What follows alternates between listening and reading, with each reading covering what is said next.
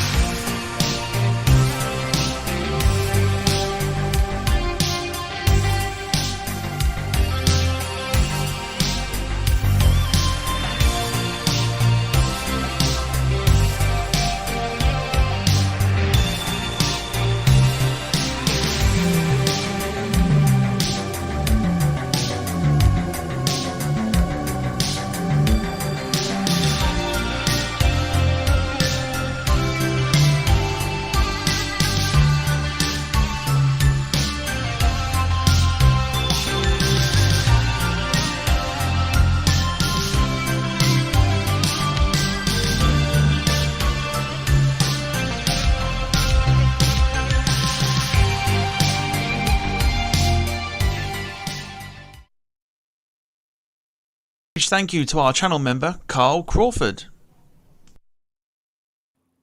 Yes, hello everybody. Welcome to episode 101 of the Departure Lounge podcast here on the Departure Lounge YouTube channel, and I hope you are well on this coronation/bank holiday weekend. Hopefully you've had a wonderful weekend. It's wonderful to know that actually it's another day off tomorrow, so Mondays can go and get screwed for another week. Anyway, I hope you are very, very well. And yes, apologies for the slight late start. We had a lot of conversation, B and Cat, before we came on, and we completely lost track of the time. So, without further ado, let's. What do you mean? Hang on. What do you mean my camera needs a clean? Does it? Does my camera need a clean? I don't think it does. I might be wrong. If it does, I've got something I can use for it. Does it? I don't think it does. It may be a little bit like blurry. It probably does. 2 seconds then. Hang on. Hopefully that's better. Let me know if that's better before we go into it.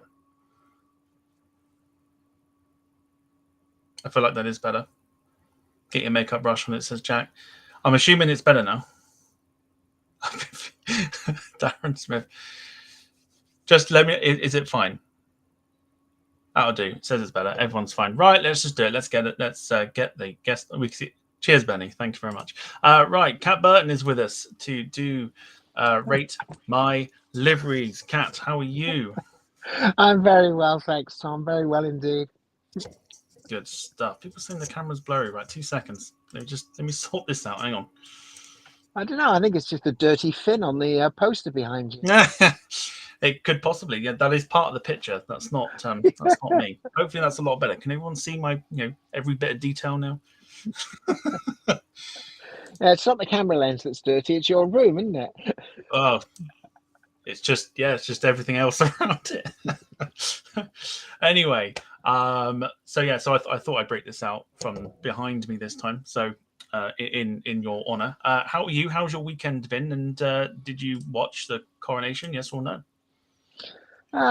My weekend's been quite busy. I'm moving. Obviously, I've got a new job to start in the middle of June, and I've got to move my boat.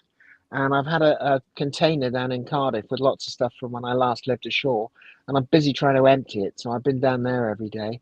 I did see parts of the coronation on the telly, but just when I was in the salon having my nails done, and they had it on in the background, so I didn't make any effort to watch any of it. No, just some of it when you could. Obviously, you'll be I think we were talking about it before when we were sitting there saying, there's no forfeits this week. Thank God. No rum and no more of these dirty things either. So I can't believe absolutely, you still got those. I I, do I still have presume them. Yeah, I I presume just they'd all have been in the bin in no time. well, the thing is, I don't think I'd throw them away because I think I can get some use out of them with some pranks and stuff. So I've got other uses for them. Um, but yeah, Just no forfeits.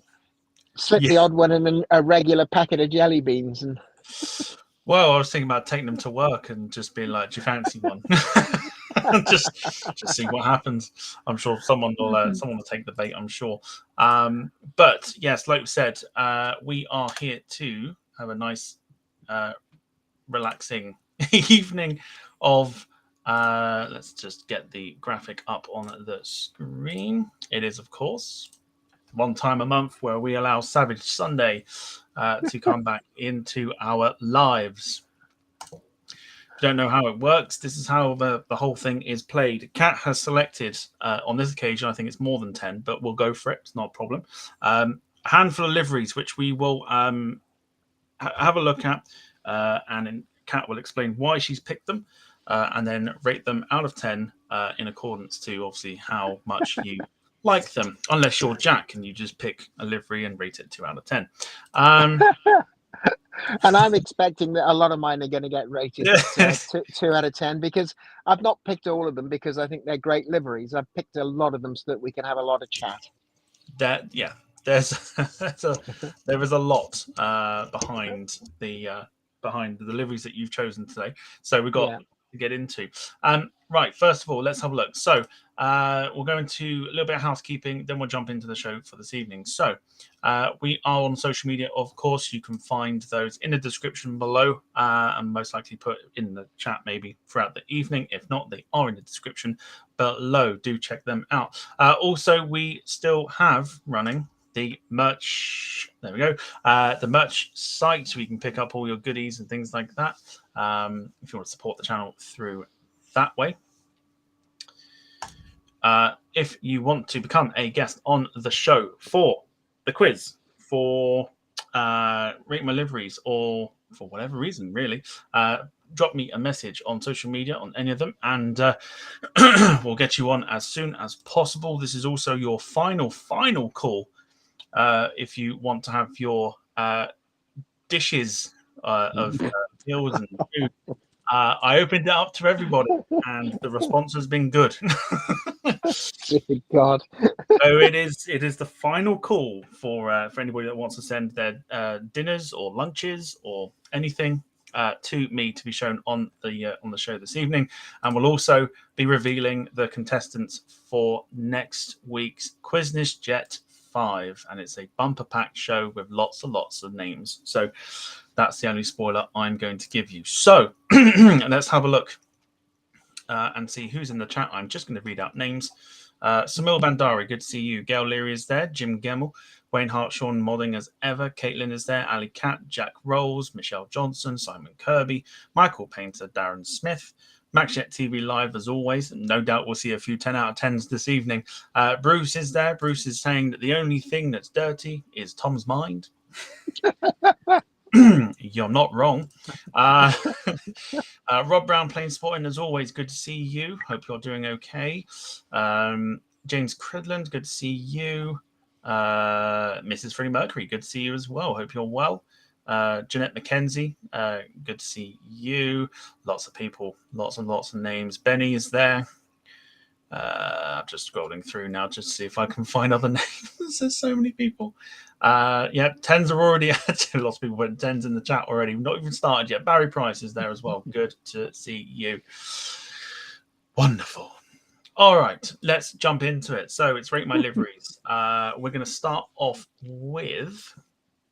It's sort of in a way split into two, this one. This is what we were talking about off air, splitting them into two parts. But each one has a different story as to why you've picked them. We'll go for the first one, which is, and I believe it's not the first time it's been picked, is, of course, the Air New Zealand livery, which is seen here on the 787-9. Why'd you pick it? It for me, it's the epitome of how to do a national pride livery. Um, they've not gone for the New Zealand flag. They've gone for Maori symbolism on on the tail, which is their normal livery. But they've also gone for the silver fern on a black background, which is so recognisably New Zealand without saying New Zealand. Mm. For me, if you're going to do a national livery, this is how to do it. I think so. I think it's one of those liveries. I forget what the first one was called, but I don't think they've had a bad livery. There was one from the '90s that they had, which was on the old 747s, which was Yep. relatively nice. Then they switched it up to sort of what it was before this one. I still forget what it's called. I call it the swish at the front. I forget what it's called. Someone will tell me, but they had that sort of livery as well, and that was really, really nice. And then they've got two variations of this one where it's like an all black fuselage, and Yep. then obviously this variation, which I think is probably my favorite of the lot. Like you say, Yeah. you I mean, know, I just like it. It's really clean, and it gets the message across, and it's just so New Zealand. It really is. If you've ever been to New Zealand, you know how intensely proud they are to be New Zealanders. Um, 100%. to, to such an extent that if you can't work out whether the accent is Australian or New Zealand, just keep your mouth shut. I think as well, it's for at least for people that are into like the sports scene and things like that. They're very, very high on their rugby, and Hmm. it's very reminiscent of especially when they're called the All Blacks as well. It's very appropriate to have changed the color of their sort of tail to the black with the leaf there as well. So it essentially, like you say, if you're going to do a national, try and make yourself look like New Zealand without actually going, we are Air New Zealand, this would be the way to Yeah, do it. absolutely. It's a fantastic livery, really, really nice. Um, right, have a think. It probably won't take long, but just have a think for about 30 seconds to what you'll give it out of 10, and I will read out some of what the folks have said. So, Mrs. Freddie Mercury will kick things off with nice livery, but I asked myself, why the black livery? I think we've just sort of dived into that with the fact that, the rugby teams and things like that, they're very, very proud of their rugby heritage and things like that. And also the fact that the rugby team is also known as the All Blacks. So I think that, is very, very appropriate. Let's have a look. Who else?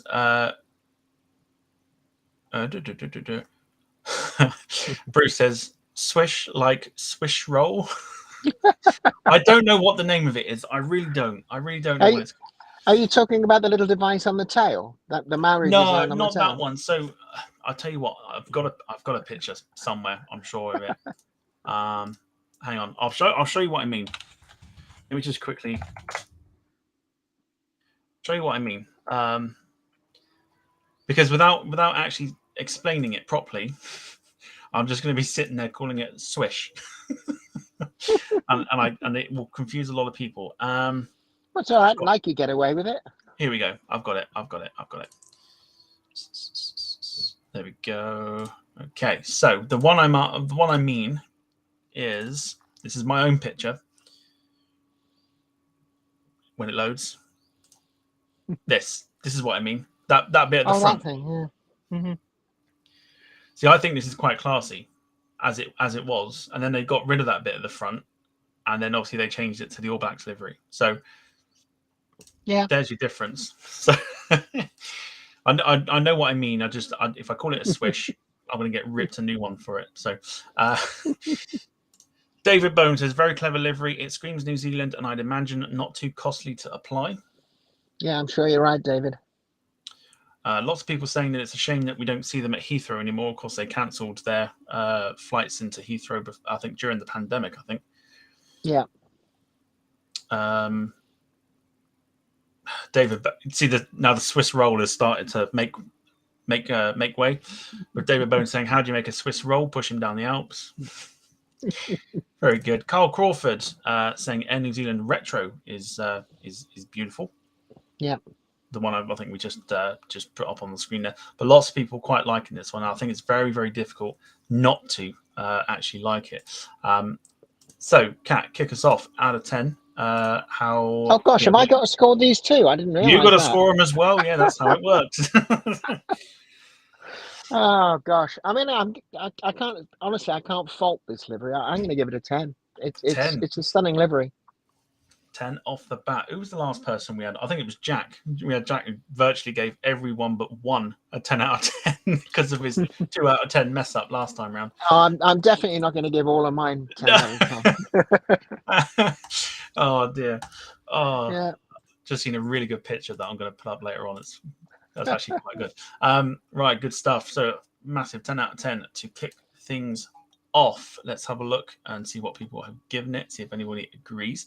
And of course they do. Starting off with DP Airlines giving it a 10, and then I shall read out what other people have given it. So Michelle Johnson with a 10 as well. Barry Price with an 8.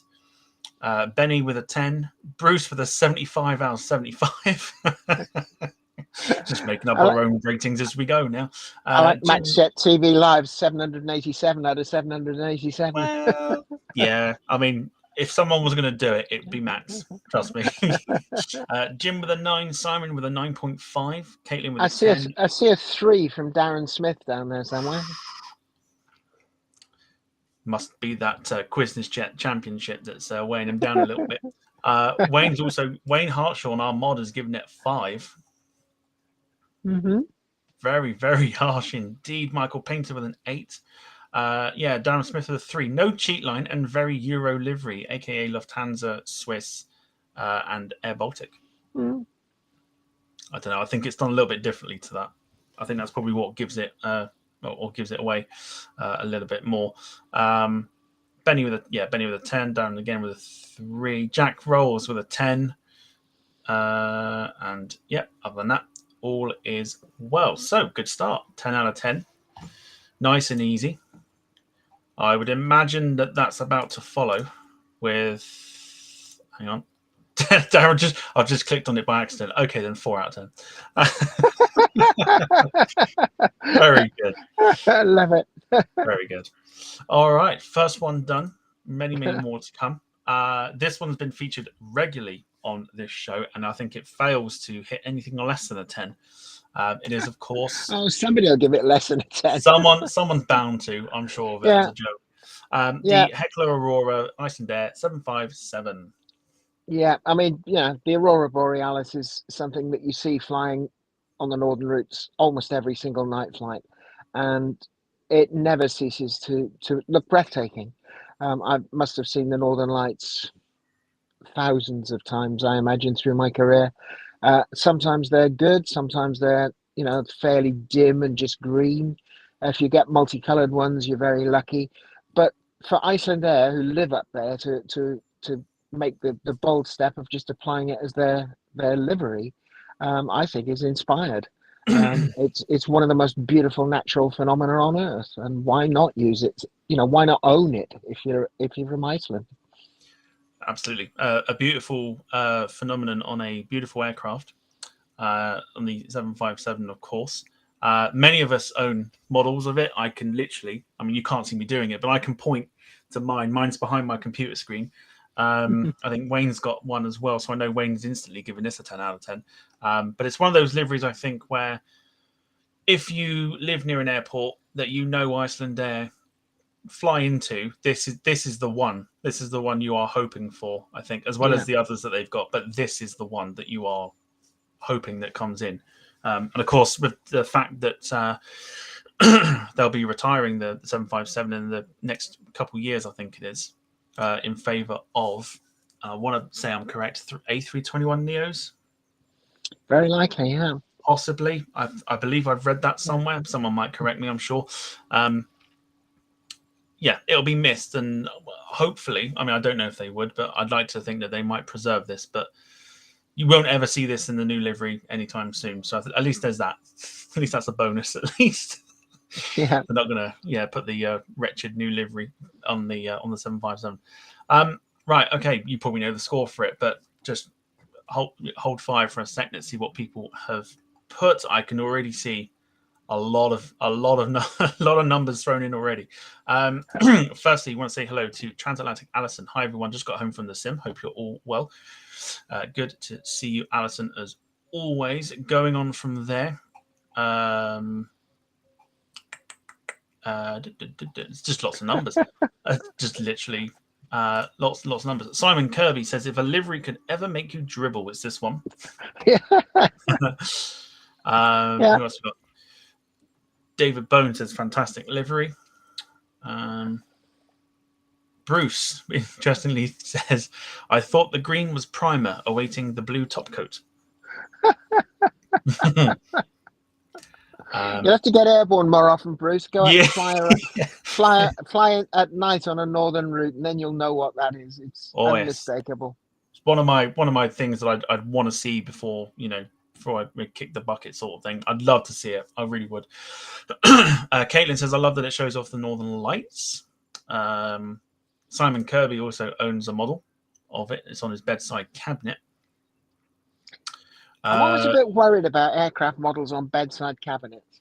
Clearly there's a problem because Max used to have one, but it broke, sadly. We've seen the videos. Darren Smith says, I've flown on her from Oslo to Reykjavik about 5 years ago. The cabin inside is old and tired, but the outside is amazing, bright and modern. It hides the truth. Absolutely. Yeah. Jeanette McKenzie says, I've got this. Love the livery. It's stunning. Wayne giving us some information that she's been parked up in storage since 31st of October 2022. Oh, what a shame. Hopefully that's all it's there for.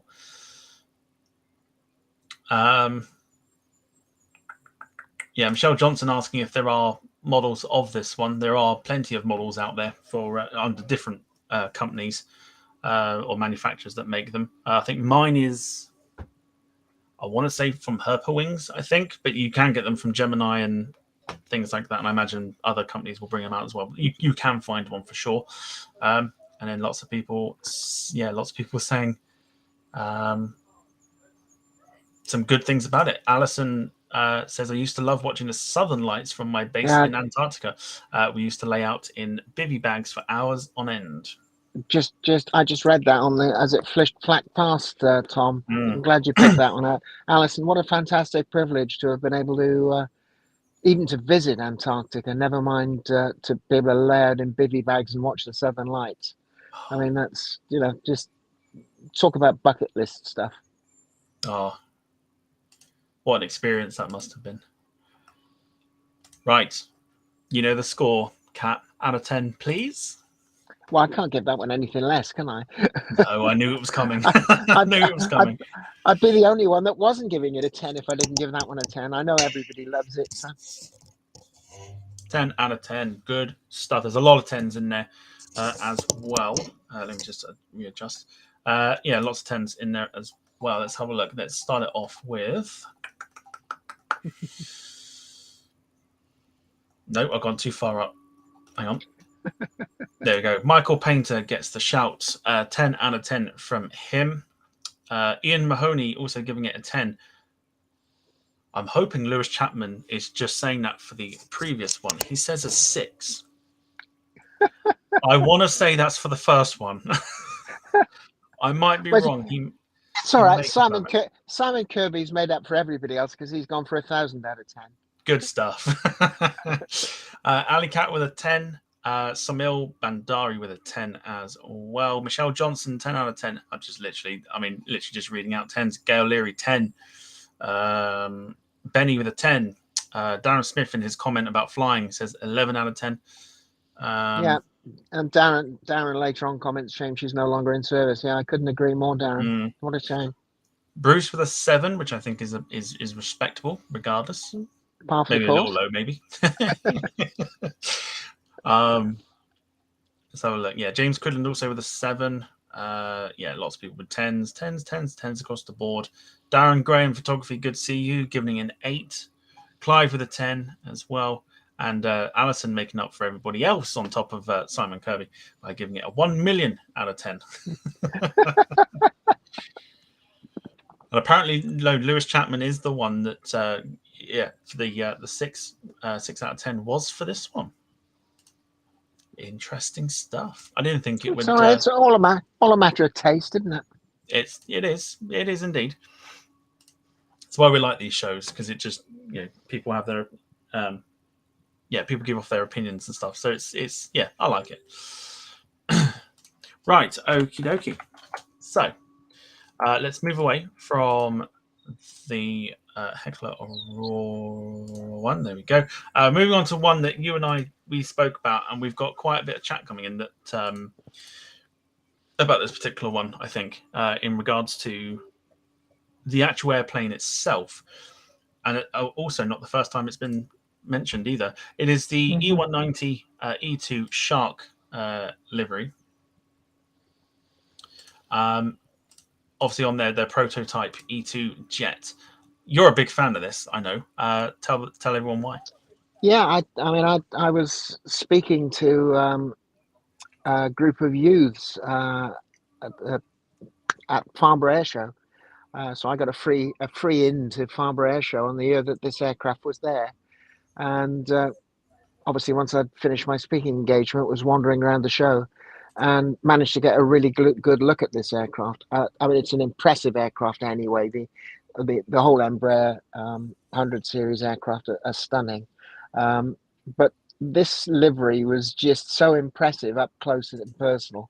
Literally close enough to get bitten by the mouth there. Chatting to the Embraer team, and it's just so witty. It really suits the aeroplane, in the same way as the Beluga livery suits the Beluga. This just suits that aeroplane. I think it made me laugh the moment I saw it, and I just love it. It just made me happy that day. You and I spoke about it off air, like I said, and you saw this and Farnborough, and you spent a good, I think you said 25 minutes just walking around the aircraft just to. Absolutely. Really... I mean, a lot of that was chatting with the Embraer team and talking about the airplane as well, and getting to know it. It was fantastic, and I just think it's witty. I'm not going to say it's the most beautiful livery on the planet. It's not going to get a 10 out of me, but it just made me laugh on the day, and I love quirky things. But yeah, I'm a big fan of quirkiness as well, and I do like this. I do like the livery. I like the E2 aircraft.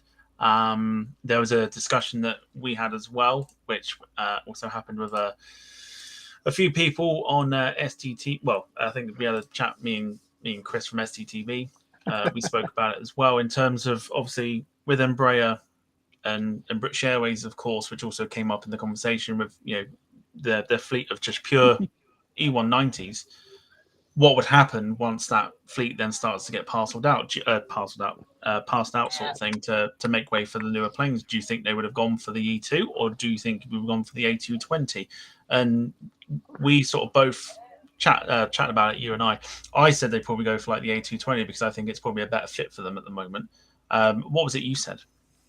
Yeah, I saw an article today actually that Airbus are looking to stretch the A220 and put it up against the 737 family.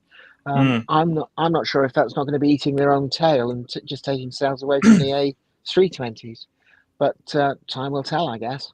I like the Embraers. I think they've made a really good product line out of everything from the Banderanti on, really, the E110. It's just watching the comments scrolling past. A couple of people apologize. Sorry, Cat, this one's only a 0.5 out of 0.5 out of 10.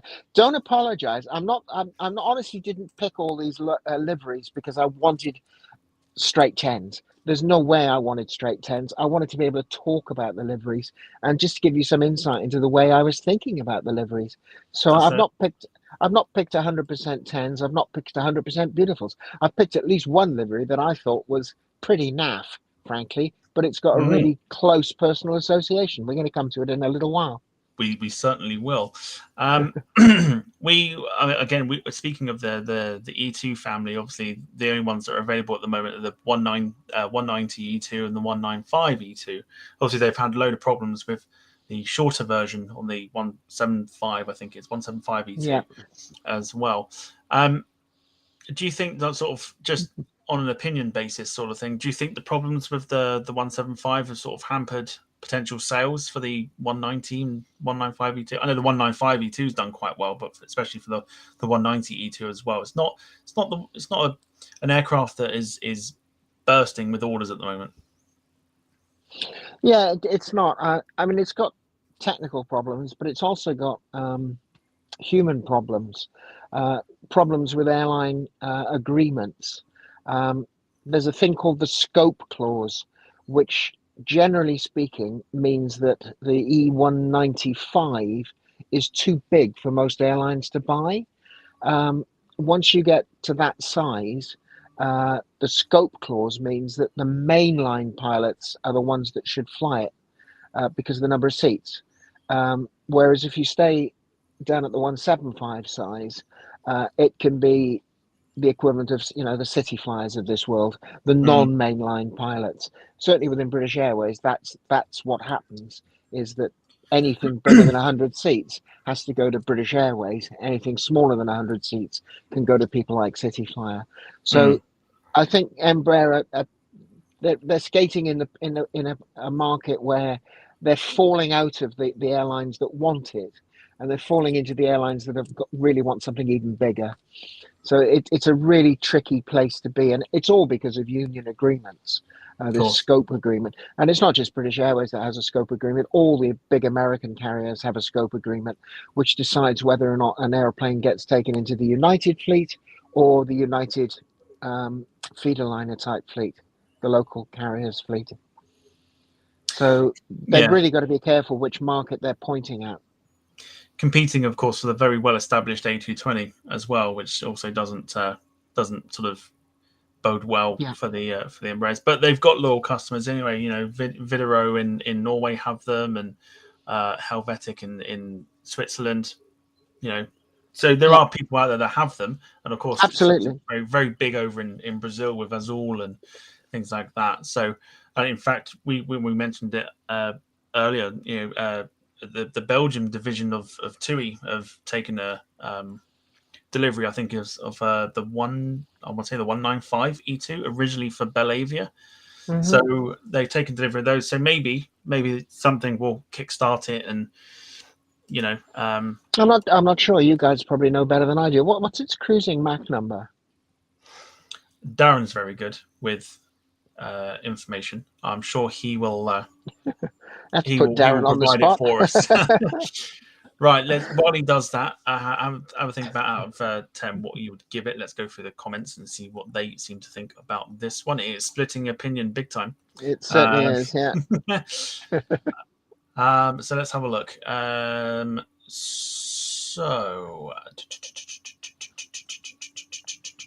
Hartshaw, read out his rating in a second, but awful livery, looks like the E-Jet crashed into a fancy dress costume shop. Very good. Mike B says it's certainly got some bites. Yeah. You see, this is exactly why I liked it. It generates interest and wit, and Simon Kirby says it's a great livery, just not quite as good as the bronzy coloured Prophet Hunter one for the 195 E2. Have you seen that one? Sort of all sort of brown, sort of dark brown, black fuselage, and it's all like bronze and things like that on it. So I think it's a little bit better looking than this one, I think, or less busy. I think is probably the right term. Oh, I mean, this is way too busy. I mean, and it was the first time I saw it. It was way too busy. I think somebody commented that it's a nightmare for the paint shop, which of course it is. Yeah. So many different colours, so many different light options, and of course the shark on the front there as well. David Bone says, imagine seeing it head on coming out of the fog on short finals. You never recover from that. Darren Smith providing us with a little bit of info as well, saying, do you know the big problem with the E2? Its range is nearly half that of the A220, so every airline with sense will buy the A220. Sorry, but true.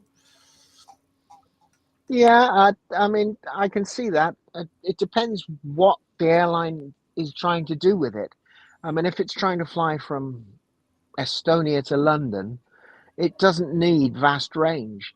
But if, on the other hand, it's trying to fly from Estonia to London as its bread and butter, and then overnight fly from Estonia to Las Palmas, then yeah, it's going to need an airplane that's got more flexibility. To be honest, rather than ultimate range, most ultra short haul, the real advantage is if there's a very small gap between max takeoff weight and max landing weight, which means that you can load up for the first flight of the day, and then you've still got lots and lots of payload space as the fuel goes down below. Just the first one just uses a tiny amount of fuel to get down to max landing weight, and then you've still got enough for another 3 or 4 sectors afterwards. And the airplane that I can think of, which was absolutely superb at that, and which again wasn't fantastically commercially successful, was the 146. Absolutely. It's a very good, it's a very good comparison. Alison just given us the cruise speed. Oh, thanks, Alison. Yeah, Darren also 0.78 is doing the same respectable, thing. but yeah, 0.78 is respectable. But if it's very very payload range limited, then it's still not going to be much of an airplane for TUI. Well, I wouldn't have thought. And the reason No. I was asking what the Mach number is that if TUI are trying to use it from Belgium down to Palma, it's going to take forever in a slow airplane. But of course, the old classic 737s, the 737-200 that I did fly charter on, were cruising at Mach 0.73 or 74. So, it is feasible to fly from London to Tenerife at 0.74. It just seems to take all day. That's it. All right, out of 10 then, Cat. What's your score? I'm only going to give this one a 6. It's not. It really tickled me at the time, which is why I picked it, because of that personal connection that, at the time it was really eye-catching. It drew me onto the stand to have a chat to the Embraer reps.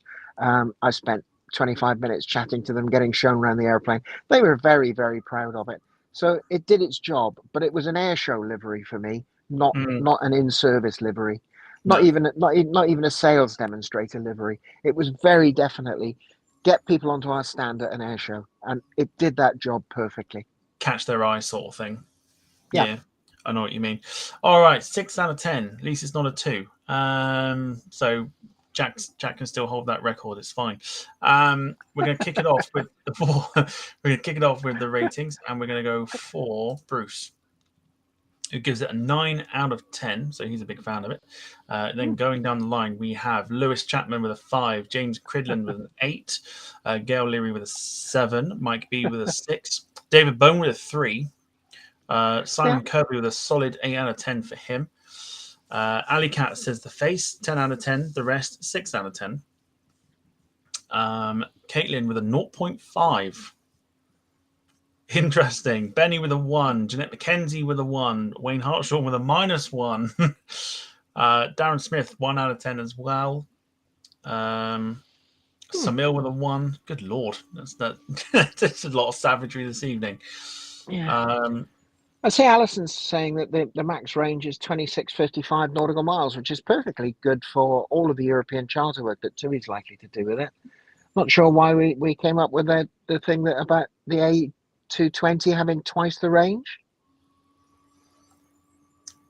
Someone will someone will put it in there. I don't know the official range for the I think it was Darren. I mean, if you get much more than 2655 nautical miles in terms of range, you're looking at an ETOPS jet, and I'm not sure that this airplane's ever going to be pitched as an ETOPS jet. Yeah. Benny's put Darren Smith on the line. Darren Smith, that was you. Answer, please. So the A220 has a range of about, in kilometers, 6,112, which equates to about 3,300. Yeah. Yeah, it's 3450. Somebody just pubbed. Yeah, so Yeah, that's a little bit it's not more quite range. half. It's a little bit. Yeah, it's a But little bit more. you've got to look at where that range is going to be used. Yeah, okay, 3450 is nice, but 2655 is perfectly acceptable when it's only 1400 miles down to the Canaries. That's it. If you Yeah. take it from the Baltics down to the Canaries, you're looking at more like 2000, but that's still, um, it's still Mm. perfectly within operating capability to fly the thing down, even from the Baltics down to the Canaries. I would have thought. Alison saying, "Tough crowd." It is a tough crowd this evening. And Benny's asking for Darren's crown to be taken off him for the quiz. That's Love it. very good. All right, on to our next one. I think we said we were going to. Yes, okay. So these are the more personal ones to yourself now. Oh, we're going. We're We're going going personal into. now. I thought there was one more, quite an old aeroplane before we went personal. Is it what I'm thinking? The not Betty, is it? No. Well, in fact, Betty as well. Betty as well. Should we go for it? Betty, but there was another old aircraft, wasn't there? I'm curious now. I'm pretty sure I've got all the pictures. Let's have a look. I had to Let's have a prompt you nosy. for it in rehearsal. Just while I Pale, do that, there is pale blue, just to jog your memory. pale blue. Biplane sort of thing. Hmm. All right. I mean, That'll I be know the what one. it's called. I'm not giving it away. Yes, no, there is one more before we go into the more personal things to yourself. But before we Yeah, do, throw Betty in here as well. throw Betty in there as well. So let's go for Betty first. Okay. Okay, Betty the Beach, as it's called. Very, very stunning plane, this one. We spoke about this one off air as well. But Yeah. what stands out for you for this one? Well, I was asked to fly it. Is the first thing. It was owned by two good friends of mine, Phil and Ali Dunnington, and they bought it specifically so that they could be flown in it around the world. They were on a mission to fly their hot air balloon in as many countries as possible, and this was their means of doing that. The idea was to fly it from the UK up via Iceland, Greenland, deploying the hot air balloon at each, down through Baffin and Canada, down through the States, and all the way down to Panama. That was supposedly the first year, and then back up to the States to leave it for the second season. It was truncated in the end, but that it certainly went ahead. I didn't end up flying it, unfortunately. I had other commitments by then, but I did get the chance to go and have a go in Betty, and I mean I love the Beech 18 anyway. I flew one when I was a cadet, but Betty was the best finished aeroplane I have ever seen. It was absolutely perfect in terms of its presentation. Set up as Bristol Airways, I think, That's as you it. can see Yeah, there. But to be perfectly honest, I think the Beech 18 is one of the most beautiful airplanes that's ever flown. it's a stunner. Um, it It doesn't really matter. is. Doesn't matter if the livery is just polished aluminium.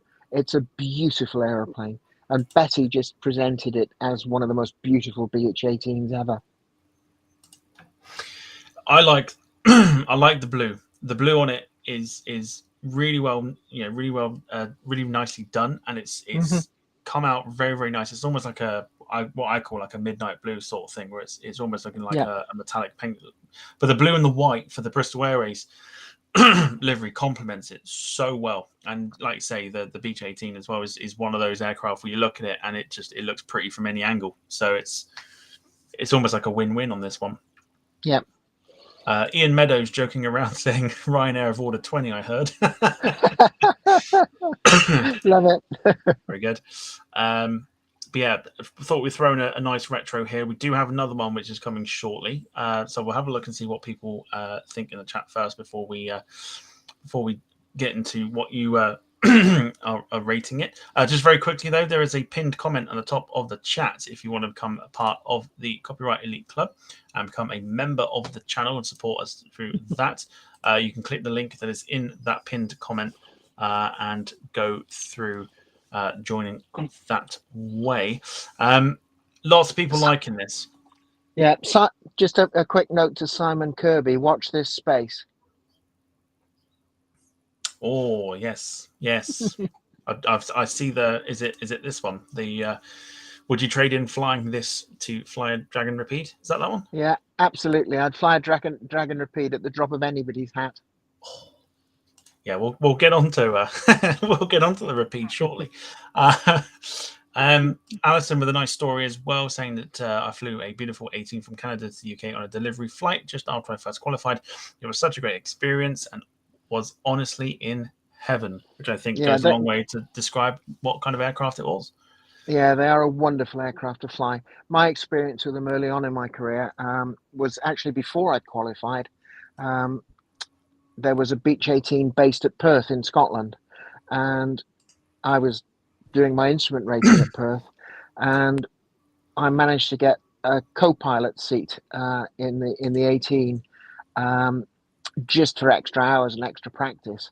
And we flew from Perth to Inverness, loaded up with lobsters, flew to Paris, offloaded the lobsters, and then flew back to Perth. So that was quite a good night mission. Like that a lot. Out of 10, then please, Cat. I can't give it any less than 10. It was just so perfect, that aeroplane. It really was. Good stuff. Nicely. I can imagine it sounded quite nice as well at the same time. Very much so. Right, let's kick it off with Wayne Hartshaw going for an 8.5 out of 10, which is a good score to kick it off. Then we have Samil with a 20 out of 10, Jeanette with a 9, Lynn Keeble with an 8, Caitlin giving it the full beans, 10, Lewis Chapman with a 7, Ian Mahoney with a 9, Clive with a 10, Darren Smith with a 9 out of 10, saying a classic like me. Very modest of yourself there. Barry Price, 9 out of 10. Welshie Kev gives it a 10. Benny with a 10. Ali Cat with a 10 as well. Lots of people loving it. Like I said, Jim Gilmore with a 10. Michelle Johnson with a 10. Katie Price with a 10. Mike B with a 7.5. Gail Leary with a 15 out of 10. Michael Painter, 8 out of 10. Debbie with an 8. Is it rate the livery or aircraft according to Lewis Chapman? Well, both, to be honest, sometimes the livery just fits the airplane, doesn't it? Certainly does. Yeah, especially on this occasion, at least. You know, it's kind of, we're rating the livery, but you know, we're big fans of the aircraft, so it's a bit of both.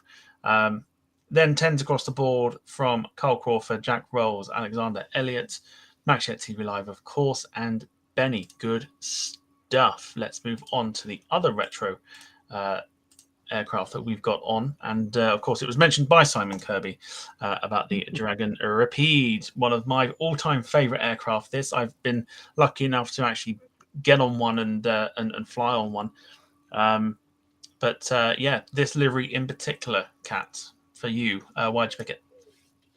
So I mean, partly why did I pick a Dragon Rapide, because again it's one of the most beautiful airplanes that ever flew. The first time I came across a Dragon Rapide was as a kid. My dad joined Cambrian Airways when I was about 4, and he was a captain on the Rapide because there's only one pilot, and he was a first officer on the DAC for the first year, I think. He was number 6 in the company pretty much straight away, so it wasn't long before he was just a captain straightforward, as people filled in the seniority list below him. But I saw this aircraft at Old Warden a couple of years ago. I was there with the European Women Pilots Group, who were being hosted by the British Women Pilots Association, and we were there for the day. And this was offering scenic flights, which was fantastic, and it was every bit as beautiful close up as it is in this photo. I just thought, the livery just really suits the aeroplane, and Mm. it enhances the lines, and the lines are beautiful to start with. Who doesn't like a pair of trousers, as Ed would say on Fly Alive? Those beautiful tapered wings. Um, the Dragon was a beautiful aeroplane. The Rapide simply dotted every I and crossed every T, and Mm. took that original lovely de Havilland design and turned it into one of the most beautiful airplanes that ever flew, in my opinion. I just want to reiterate on what it's like to actually fly it. So this is the one that I flew on. This was taken down at Newquay Airport when I think it Hmm. was is it Air Atlantique or something like that? They were doing like the Classic Air Force or something like that. They were doing like pleasure flights around sort of the southwest of the country, go over like the bays and stuff of Newquay. Go see like the nice um, landmarks of sort of Cornwall and things like that. So this is what I luckily picked up a window seat as well. Um, it's it's honestly like quite comfortable actually to fly, like very very Oh, comfortable to fly. absolutely, yeah. And it's I mean that's a wing view that you remember for a long time because you don't really see a wing view like that anymore. And of course with the Rapide and stuff, it's not like a modern day cockpit where you have separation between the pilot and yourself, so you can actually look right down the runway as the pilot's looking down the runway ready to come into land. I mean, I don't know what the most of the retro ones are kitted out with, but originally the Rapides had wicker seats for the passengers, so they were very lightweight, Mm. Yeah, it's like cane one each rat and side. cane seats. Yeah, I think they call it a 1-1 configuration or something like that, Yeah, or absolutely. maybe even a Yeah. lot shorter than that, just a one configuration. But other than that, it was certainly a flight that I will not forget in a hurry. On such a graceful, a stunning looking aircraft. But then, of course, this baby blue livery as well. I mean, it just makes it stand out. But a nice little red pinstripe cheat line as well. Yeah, it's really, really good, really, really good pick that. Somebody just said, does it still fly at Duxford? There certainly are Rapides flying out of Duxford. In fact, they're part of a tailwheel course which leads you on, if you've got enough money, towards flying the Spitfire. Mm, So you start off on a Cub, probably move on from the Cub to a Tiger Moth, from the Tiger Moth to the Harvard, and from the Harvard to theoretically the Spitfire, but the Rapide is in there as well. So I dare say that some people would transition from the probably from the Tiger Moth stage onto this. it's quite So funny. I'm Yeah, not absolutely sure. it's quite funny. Somebody's just pointed out. I think it's Welshie Kev and Darren both have not noticed it. So the photo seems to be chopped. It's slightly off on one side. And now I've looked at it properly, I can actually see that it's like someone's chopped the photo Yeah, and then not aligned it properly. yeah. That wasn't Do you know me. I why? didn't do that. It wasn't me either. But do you know why it is? It was it was a full page spread in a magazine. That photo. I'm Ah, quite there you sure of go. it. There's your I'm answer. quite sure of that. So that's been taken from a magazine. Somebody scanned it, and then they've done a little bit of work in Photoshop to try and put the two halves together a little bit better. But I'd Didn't do a put very money good on that. job. No, no, it could easily be done better. Yeah. The airplane that has no such join. Yes. Yeah. Right. So ignoring the slightly off sort of cutting of the aircraft, let's have a look and see what people have said. Alison says that she would love to fly this aircraft. Lots of Yeah, she people says loving. later on that it's time to raid the piggy bank. Oh Um, yes. yeah, I think you could probably get as far as the Rapide for less than 10,000, Alison. Um, Getting on to the Spitfire, you're talking about 70 or 80,000. Mm. Simon Kirby says there was one displaying at Duxford today, as a matter of fact, for the I think Hmm. was it VE Day or something. They were doing a little air show up at Duxford. I think Plains TV covered it. I watched a bit of it All as right. well. Pretty cool Hmm. actually. Yeah, really really cool. Um, Time to raid the piggy bank, she says.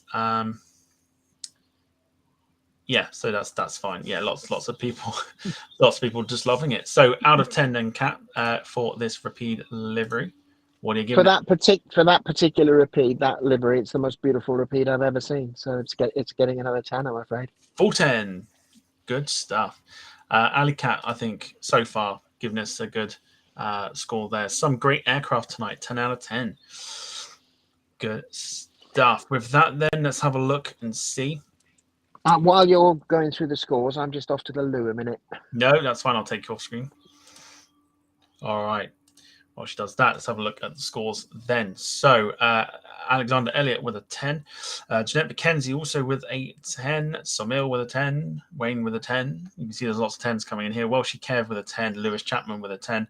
9, I should say. Michelle Johnson with a 10. Caitlin with a 10. Barry Price with a 9.5. Ian Mahoney with a 10. Gail with a 10. Clive with a 10. 10s across the board. Lynn Keeble with a 9. Benny with a 10. Match It Team Alive with a 10. Jack Rolls, 20 out of 10. You kind of get the idea of what it's doing now. Jim with a 10. Michael Painter with an 8. Mike B with a 9. Bruce with a 9. Carl Crawford with a 10. Simon Kirby with a 10. Lovely stuff. Yeah, very good. Very good indeed. Right. We'll just wait for Kat to come back and then we'll crack on with some more liveries. Let me just get that one off there. And that one too. So we're going into a little bit more of the personal side of the liveries now for Kat when she comes back. Quick reminder, in fact, no quick reminder at all. Kat has returned. All good. All right. Onwards. On to the next slot now, which is, again, more the personal side to you. Very much so, yeah. But we'll kick things off firstly, and we're sticking with the classics. We're going for, you name it, whatever you like. You can call it the Dakota or the DC-3, but it's the Cambrian DAC, as we call it, back from sort of Cambrian's early days. Why did you pick this one? In fact, really and truly, we should call that one a Pioneer, because if you notice, it's got the double cargo doors at the back. There you go. There's a third name then, Pioneer. Yeah. So, that was the first airplane I ever got airborne in, specifically that one. My dad was flying it, and he flew me and my mum and my grandmother down to Jersey on holiday. He then got back to Cardiff, hopped off his aeroplane, and hopped on another Cambrian DAC and flew in that as a passenger down to join us that same evening. So I was 4, I think, at the time, and that was my first airborne experience in an aeroplane. It wasn't my first experience in an airplane. I think I told you last time that my first time in an airplane, I was 6 months old, and my dad stuck me in the cockpit of his Vampire and started the engine. And I came out in a rash with fright, and it took 6 months for Mum to forgive him. But that's, for me, is just a typical post-war British livery. I had to point this one out because the chat's asking for it to be read out. Benny was like, "Quick, scroll up." Absolutely. I'm reclining on my chaise lounge. I live on a narrowboat, so options for where to sit while I'm doing this sort of thing are limited. But I decided that for this show, get relaxed is the only way to do it, really. So if anybody wants to feed me a grape, I do require them to be peeled. There you go.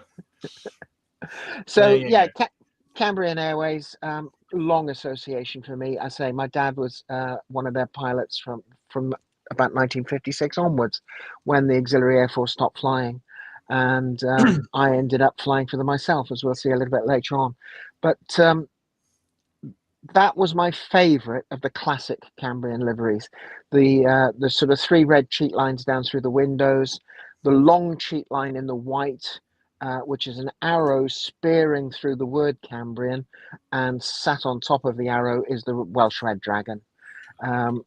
It was for me, the best. There were about half a dozen different classic Cambrian liveries, some of which migrated the arrowhead and the dragon up onto the fin, and had various fancy markings around the word Cambrian. But for me, this one it's always been my favourite of the old Cambrian liveries, the one where the word Cambrian is speared by an arrow, and the arrowhead has the Welsh dragon on it. And of course, the arrow on the other side is pointing the other way, but the idea is that the arrow is pointing west, because that was where Cambrian's route network was, the west side of the UK. It's a very classic style. There's a lot of like liveries back then were sort of almost done in this way. Ones I can think of off the top of my head were sort of the old British European and things like that. All had this very classic sort of metal belly, white top, Yep. and then a choice of colour for the cheat line sort of thing. So a very classic sort of style from that particular era. And like you say, the fact that Cambrian is spread quite a lot on the fuselage there, spearheaded through, of course, and Welsh Dragon as well.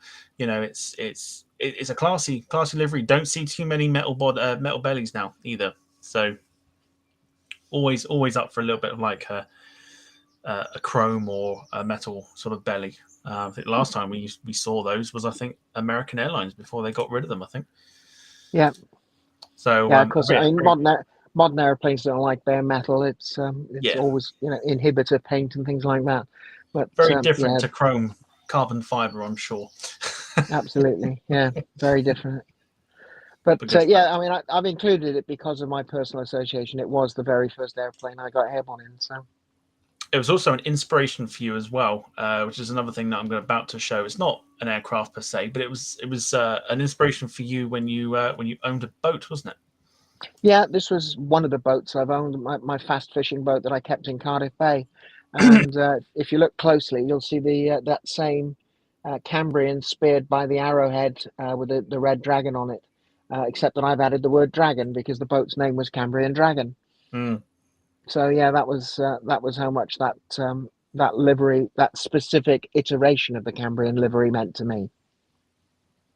Yeah, good stuff. I mean, that's when you know that you say you've been properly inspired by not so much an aircraft livery, but an aircraft that you've sort of got fond memories of, and to implement it on a boat. I've always had this feeling when I was a kid that whenever I could learn to drive, I'd paint my car up in an aircraft livery. Just going to point that out because that happened.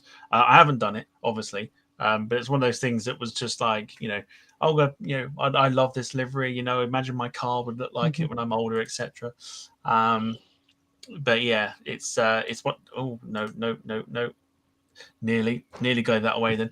But yeah, definitely a classic livery. Yeah, and that photo, of course, is parked at Cardiff Airport on the old side. Great stuff. Lots of people loving the retros this evening. Michelle Johnson kicking it off, saying, "'Tis a gorgeous thing of beauty." Darren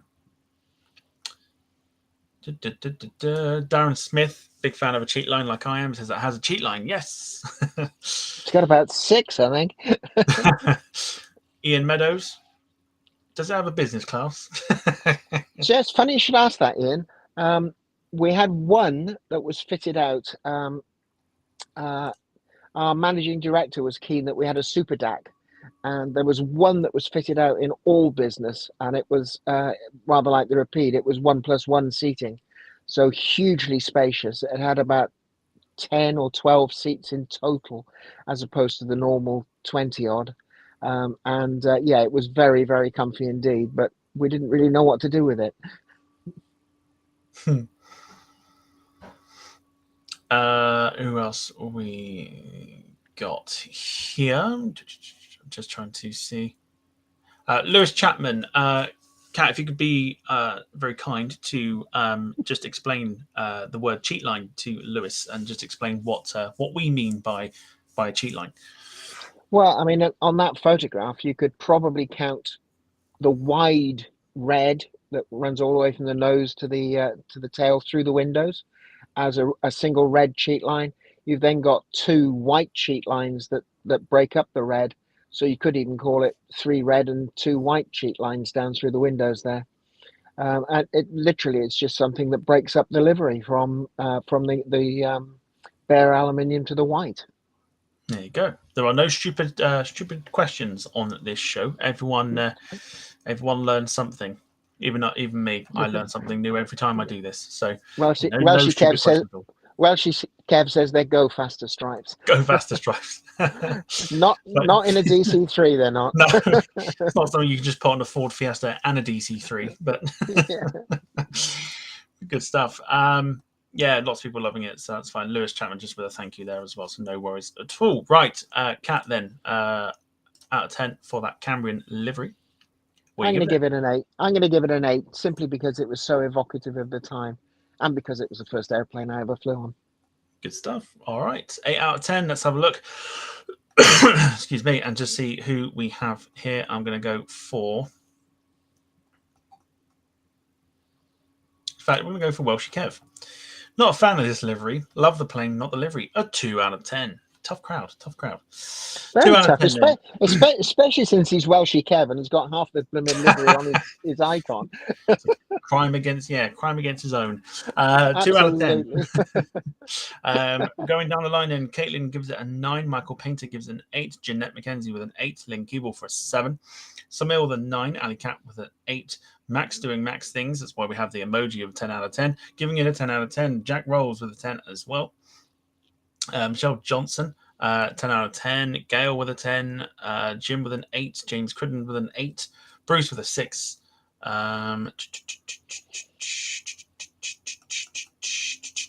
Still going down. Benny with an 8. Simon Kirby with a 7.5. And Alison with an 8 for the simplicity of it. Very nice indeed. It was a simpler era, Alison. There you go. One last look. Right, let's get that one taken off and that one. Now we spoke about this one. I'm trying to. I think it's that one there. Moving from that one, from that sort of the DC3, we go on to what I thought was like the later version of the livery, but it's not. It's the one that came before the later version, and it's adorned on the BAC 111. A very sort of interesting variation of the Cambrian livery. Again, rather sort of classic for the time period as well. You, in particular, have pointed out something quite interesting, which I also thought was quite interesting, and what makes it stand out for you. Just explain what that is. Yeah, so again, we're looking here late 60s. Again, we've got the red cheat line, the word Cambrian prominently displayed. But what I particularly wanted to point out was the stylized red dragon. So we've gone from the full Welsh dragon, kind of like Welshie Kev's icon there, to something that was designed specifically for Cambrian. That little logo on the tail there, which is still supposed to be the Welsh red dragon, but it's also supposed to be an arrow in and of itself pointing towards the southwest, again to remind people where the airline's based. And it was designed by a friend of my parents who lived in Cowbridge. In fact, although he was a graphic designer, he was also a member of 614 Squadron with my dad. Great stuff. Yeah, really good. I like I like the fact that the dragon is pointed, like you say, in the southwest as well. A little nod to its own operation sort of thing. A very different to sort of the later versions, and even like say on the one on the DAC as well, but introducing the dark blue tail. Yeah, but yeah. So I mean, I'm trying to think back to when we spoke. I think the first time and we'd spoken about the BAC 111. Just remind me. Did you? Yeah, I'm sure you did. But did you fly these? No, I never did. You didn't fly them. No, that's right. No, my dad was flying these by the time I joined Cambrian, so that's why my dad and I never actually flew together as a crew. Ah, okay. I couldn't remember if you had or not. That was the only thing. But do you wish you had done? Not especially. It's a pretty aeroplane. Cambrian had the 400 111s as opposed to the Super 111s in inverted commas of BEA, the 500 series. And in the end, they also had a 539 in Cambrian, which is obviously the longer fuselage, the two overwing exit version. Pocket rocket, this. I mean, it went really well, but it was way too small, to be honest. The 737 was always a better aeroplane, commercially and well, pretty much in every way. British airplanes of that era tend to be over-engineered. It was almost as if it was carved out of a solid billet. So it was very, very heavy for its size, and that restricted its payload. It was an 86-seater in Cambrian service, and it was trying to compete with 130 seats of a 737 with the likes of Britannia as it was then. Britannia 737s were on the apron right next to these, as both of them set off for Palma on night inclusive tours. You'll see the question I've just popped on the screen there from Welshy Kev saying, wasn't the dragon the same as I can't pronounce that word? Cymru? Cymru, close enough. Yeah. Cymru Airways. They had a dragon on the tail, but I don't think it was this particular one because this one was very much trademarked. Yeah, I've got a feeling Air Cymru just reverted to the proper full-on Welsh dragon.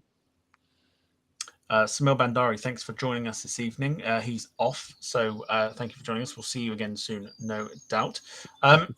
Lots of people. I mean, Michael Painter himself is a big fan of the 111s and loved flying on it. Yeah, I enjoyed flying on it. I mean, I went on lots of jump seat trips with Dad, and certainly by comparison with the Viscounts that he flew, the Viscount 700, it was a real step forward in terms of modern, in terms of the flight deck. My main memory of flying with Dad on the 111 was that every descent was done with the high-speed warning bell going off every 2 seconds as they descended on the barber's pole, the speed limit. So I'm not sure British Airways SOPs allowed them to carry on doing that once we all became part of British Airways. No, it's a pretty plane. I'll give it that. It does look very sort of bulky for what it is, but a quick nod to the now no longer operational Cornwall Aviation Heritage Centre, who had one of the old Kinetic, must have been a Super 111, I think. And they kitted it out as a classroom for youngsters to go inside the aircraft and learn it. So it's like a full, desk and chair type job with a big monitor that came down. Recently kitted it out. Obviously, they're now no longer part of it, and there is rumours that the 111 there is to be scrapped. So makes you wonder. But it's a very pretty plane, and it's a shame. Obviously, the time it came out and things like that, you already had sort of, at least in my own opinion, better aircraft already on the market, like the 737 and things like that. Yeah, the Welshy Kev there's asking if you board through the stairs at the back there. Yeah, the 111 had air stairs front and back, so the normal passenger door there just behind the flight deck windows, it had an air stairs on it as well. So depending which end of the airplane you were seated, you might go up between the engines or in through the front door. Absolutely. Is there one No, that's not my. That's not my hair on the picture. No. I wasn't going to read it out. Not touch the photos other than electronically. All right, out of 10, just have a think about that, and I'll go through it again. Lots of people loving the retros this evening. It's a very retro feel to this evening, and it's definitely different to what we're used to. Starting off first with. I think there's more up this way, isn't there? I did have them. Right, Jack Rolls says the BAC 111 out of 10. Oh, right, okay, that's his rating. Such a nice looking livery. Wayne Hartshorn says a very Lufthansa-ish retro. I love it. ish. I can sort of see Yeah, why, of course. I mean, but it wasn't not. retro at the time. This was No, actually in no. 1969 or thereabouts. Who else we got here? DP Airlines saying a fantastic classic example of 60s design. Have a model of one of those. Hmm. Um, Ian Meadows says, bet it blew some smoke out the engines. Yeah, it did. And somebody else has made a comment that it was basically smoke and noise. Eventually, they fitted hush kits on the spays on the 111s. And the running joke was that what that did was move the noise 6 foot further back. Well, talking of the Spey engines, of course, if you watch the 100th episode last week, you can pick one up for £700,000. So it's on eBay. I've still checked. I have checked. It's No still on there. thanks. Pass. Still on there. I think they take like I said, paying 3 monthly installments. I think as well. So Hmm. break that up how you will. Darren Smith, a big fan of the Spays as well, saying used to love the Spays whistle on start. Yeah. Other than that, we'll go for David Bone. Actually, the production of the 111 was shored up a lot by the then nationalised British Airways, I think. Yeah, I mean, it was BEA that bought the so-called Super 111, which was quite a substantial redesign. First of all, it was the 500. It was the 111 510, in fact, that British Airways BEA bought. But they made so many changes to the off the peg design. The 111 that we just had the photo of, the Cambrian ones, were straight out of the factory with no options. Collins flight systems. It was all running on 110 volt, 400 cycle AC. The airplane was designed around that. It was designed around Collins, but BEA said, "Well, no, we want Smiths because all our Tridents have got Smiths, so we want the same, the flight decks to be as close as possible." So the problem with that was that the Smiths was running on 28 volt DC, and there wasn't really a great deal of that on a 111. So they had to put a much beefed up DC supply to drive the Smiths instruments. The second thing was that the avionics bay on the standard 111s in the nose, behind the instrument panel, in fact, and BA said, "Oh, no, we always have our avionics bays in the center fuselage."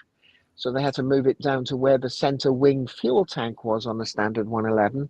So instead of having 11.5 tons of fuel, it cut the Super 111's tankage down to 8 tons of fuel, which wasn't really enough to go more than about a 2-hour flight. No. So they chopped the range. And then the one that was probably most hilarious of all, the front air stairs. BA said, "Well, we never go anywhere off station, offline. So we've always got steps to push up to the airplane. So we don't need the air stairs. So we're just going to take those out." Okay, so they took them out and they stored them in engineering stores. But then they found out that the airplane was out of balance. So they had to put a concrete block in the air stairs bay. And then about 30 years later, when the airplane was coming quite close to its end of service, they suddenly decided that because it was now going to all sorts of weird and wonderful places, that the air stairs would be quite a good idea. So they went into stores to find the air stairs, only to find there weren't any there. Apparently, there were a lot of very fancy loft ladders in Hounslow. Oh, okay. Not far from where I used to live. Very quickly, Kev, my head was absolutely fine after the rum last week. I'm one you of knew those. instantly what I was just about to pick up on. Saying, can we ask? I was quite literally. I'm one of the most annoying people in the world. I don't get hangovers, no matter how much I abuse booze. I'm fine the next day. Tom, on the other hand, I suspect was suffering for about a week. Well, to very simply put it, the rear was fine, and I didn't suffer too much. So, but it was still horrible to do at the same time. So let's leave it at that. Let's just leave it at that. Yeah, let's do that. All right, out of 10 then, Cat, for that Cambrian livery. I can't help but give that one. It's my favourite Cambrian livery by a long, long way. I can't help but give that one a 10. 10. Big 10 out of 10 for that one. Let's have a look and see what other people have put, otherwise asking about my backside. So we have Darren Smith kicking it off with a 9 out of 10. Ali Cat with a 7. Welshie Kev, I will give it a 5 just for the dragon. Then we have Gail with an 8, Benny with a 10, Max doing his thing with a 10, DP Airlines with a 10, Caitlin with an 8, Jim with an 8, James Criddon with a 10, Alexander Elliott with a 9, Cole Crawford with a 10, Jack with a 10, Alison 1 out of 11. For the aircraft, I see. Yeah, very good. Katie Price with a 7, Farring Travels with a 6, Darren Smith going for the 111 out of 10. Michelle Johnson with a 7 out of 10. Lovely shape. It's a lovely shaped aircraft. It really is. Any more that I may have missed? No. No, I have Jeanette McKenzie 7, Ian Meadows 9. And we move on from that one. Okay, so moving from that Cambrian livery, it's a very Cambrian heavy show, this one. We go on to, correct me if I'm wrong, their final one. Yeah, this was the final Cambrian livery. The final Cambrian livery, which is on the Vickers Viscount. Viscount 800 specifically, this one. Yeah. This was actually, we were part of British Air Services at the time, wholly owned by BEA. And this was supposedly a way to bring variations on the same livery to the various different sections of British Air Services. So 2 of them were used. This one was Cambrian. Northeast was exactly the same, but with a yellow where the orange is. And there were 2 others which never ever got used. In fact, there were 3 others. I'm trying to think where the last one was. Yeah. So as well as the Cambrian and Northeast, there was supposed to be Channel, Jersey based, which was green, I believe, and Scottish, which was blue, pale blue. And there was also one that was purple on top, and that was just on the Skyvan, Jock's box, as we called it. Oh, yes. And Cambrian and Northeast flew in this livery for the last few years of their separate operation. It's the first aircraft I flew professionally. I was 20 as a first officer on that aircraft. I thought it was hideous, frankly. I don't think you're the only one. Looking at the chat, people are like, not a fan. No, I was honestly, I was not a fan of it. You know, I far preferred the previous Cambrian colour scheme, which I thought was really classic and classy. This one, on the other hand, was it was just trying to be too modern. I started flying that in 1972, and that was round about when the livery came out. And you see, we've still got the same stylized red dragon, except it's now orange on a black roundel up there on the fin. And there's a story behind that as well. Again, it's still pointing southwest. If you looked at it on our cap badges, that's what it was. It was that way round to keep that southwest focus. And one of the captains was walking through Terminal 1 at Heathrow, and an American tourist lady came up to him and said, "Excuse me, Captain, what's the significance of the orange duck on your hat?" So yeah, it was definitely one step too far, I think, for modern. At the time, it was supposedly a modern livery, but it just lost the class, I thought, personally. I'm just trying to, because people are sort of commenting whether it's orange or red. Just trying to find a picture. No, it's very definitely orange. It's a bright orange.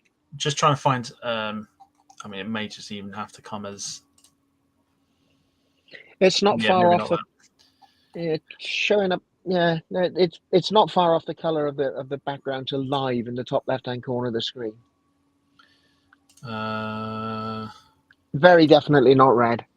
I mean, I can take there's a picture here from the Oh, maybe not because I can't save it. Very good.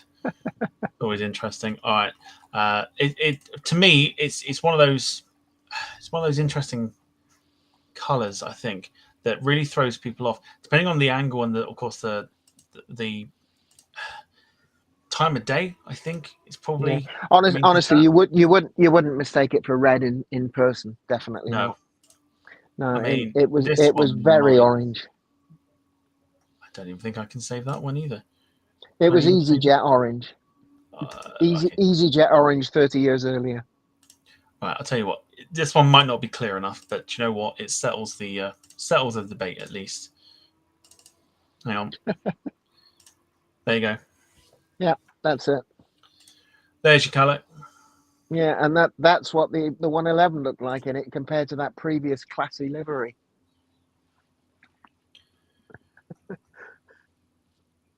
There Uh-huh. is the livery and what it would look like. All right. We'll come to your rating shortly. Let's have a look and see what the people have said. Like I said, it's very much split opinions. I think a lot of people not liking this one at all. Starting off with Welshie Kev saying that's bold. Then going off to Wayne Hartshawn, who says, not a fan of this one. Looks like a child went down the fuselage with a pink highlighter. If Halfords did planes, says Lewis Chapman. Yeah. Yeah, Jeanette McKenzie. it honestly, if it looks more red, Max Jet, it's just a picture. It's definitely very bright orange. Can't get much more orange than that. Yeah, and that's pretty much what it looked like in real life. Yeah. You can bearing in mind this is probably a slide that's been scanned, so it's going to take a little bit of the color away. But that's what it would look like, fresh off the factory paint. Absolutely, yeah. Right, going from there. Jeanette McKenzie says doesn't look right with the colors. Alexander Elliott saying looks like a toothpaste tube to me. Michelle Johnson, not my favorite color and looks rather dated compared to the previous one. I agree. It dated very, very quickly. Fortunately, we didn't wear it for very long because 1972, I think that color came out. 1974, we became British Airways. So there's a model actually. Whilst I was looking for the, in fact, it's here. Now, did it? If I just seeing if it ever flew in that. Oh, mind you, do you know what? I'll be here forever otherwise.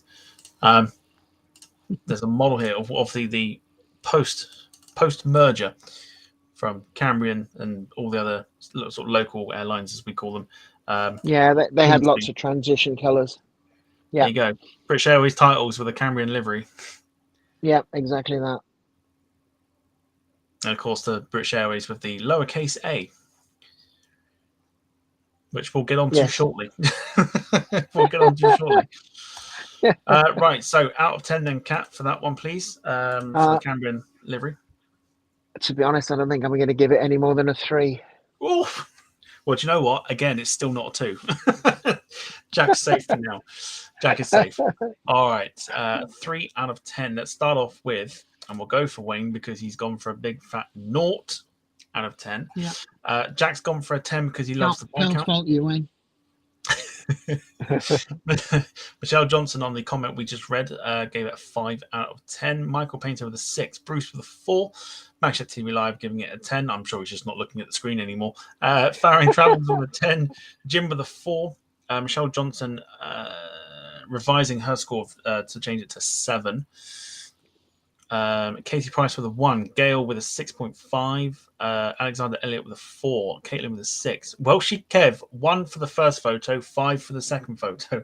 Yeah, I can see that. Yeah. The second one certainly showed it more as it actually looked. I mean, as you'd expect, it was a drawing to show the nothing but color scheme off. David Bone with a 5. Mike B with a 6. Jeanette McKenzie with a 6 as well. Definitely one that's split opinion once again. Also, there was another picture that I haven't shown yet, which I will do before we get rid of the Viscount in total. Obviously, we had that picture, and we have, of course, as you called it, your office at the time. Yeah, my first office, the Viscount.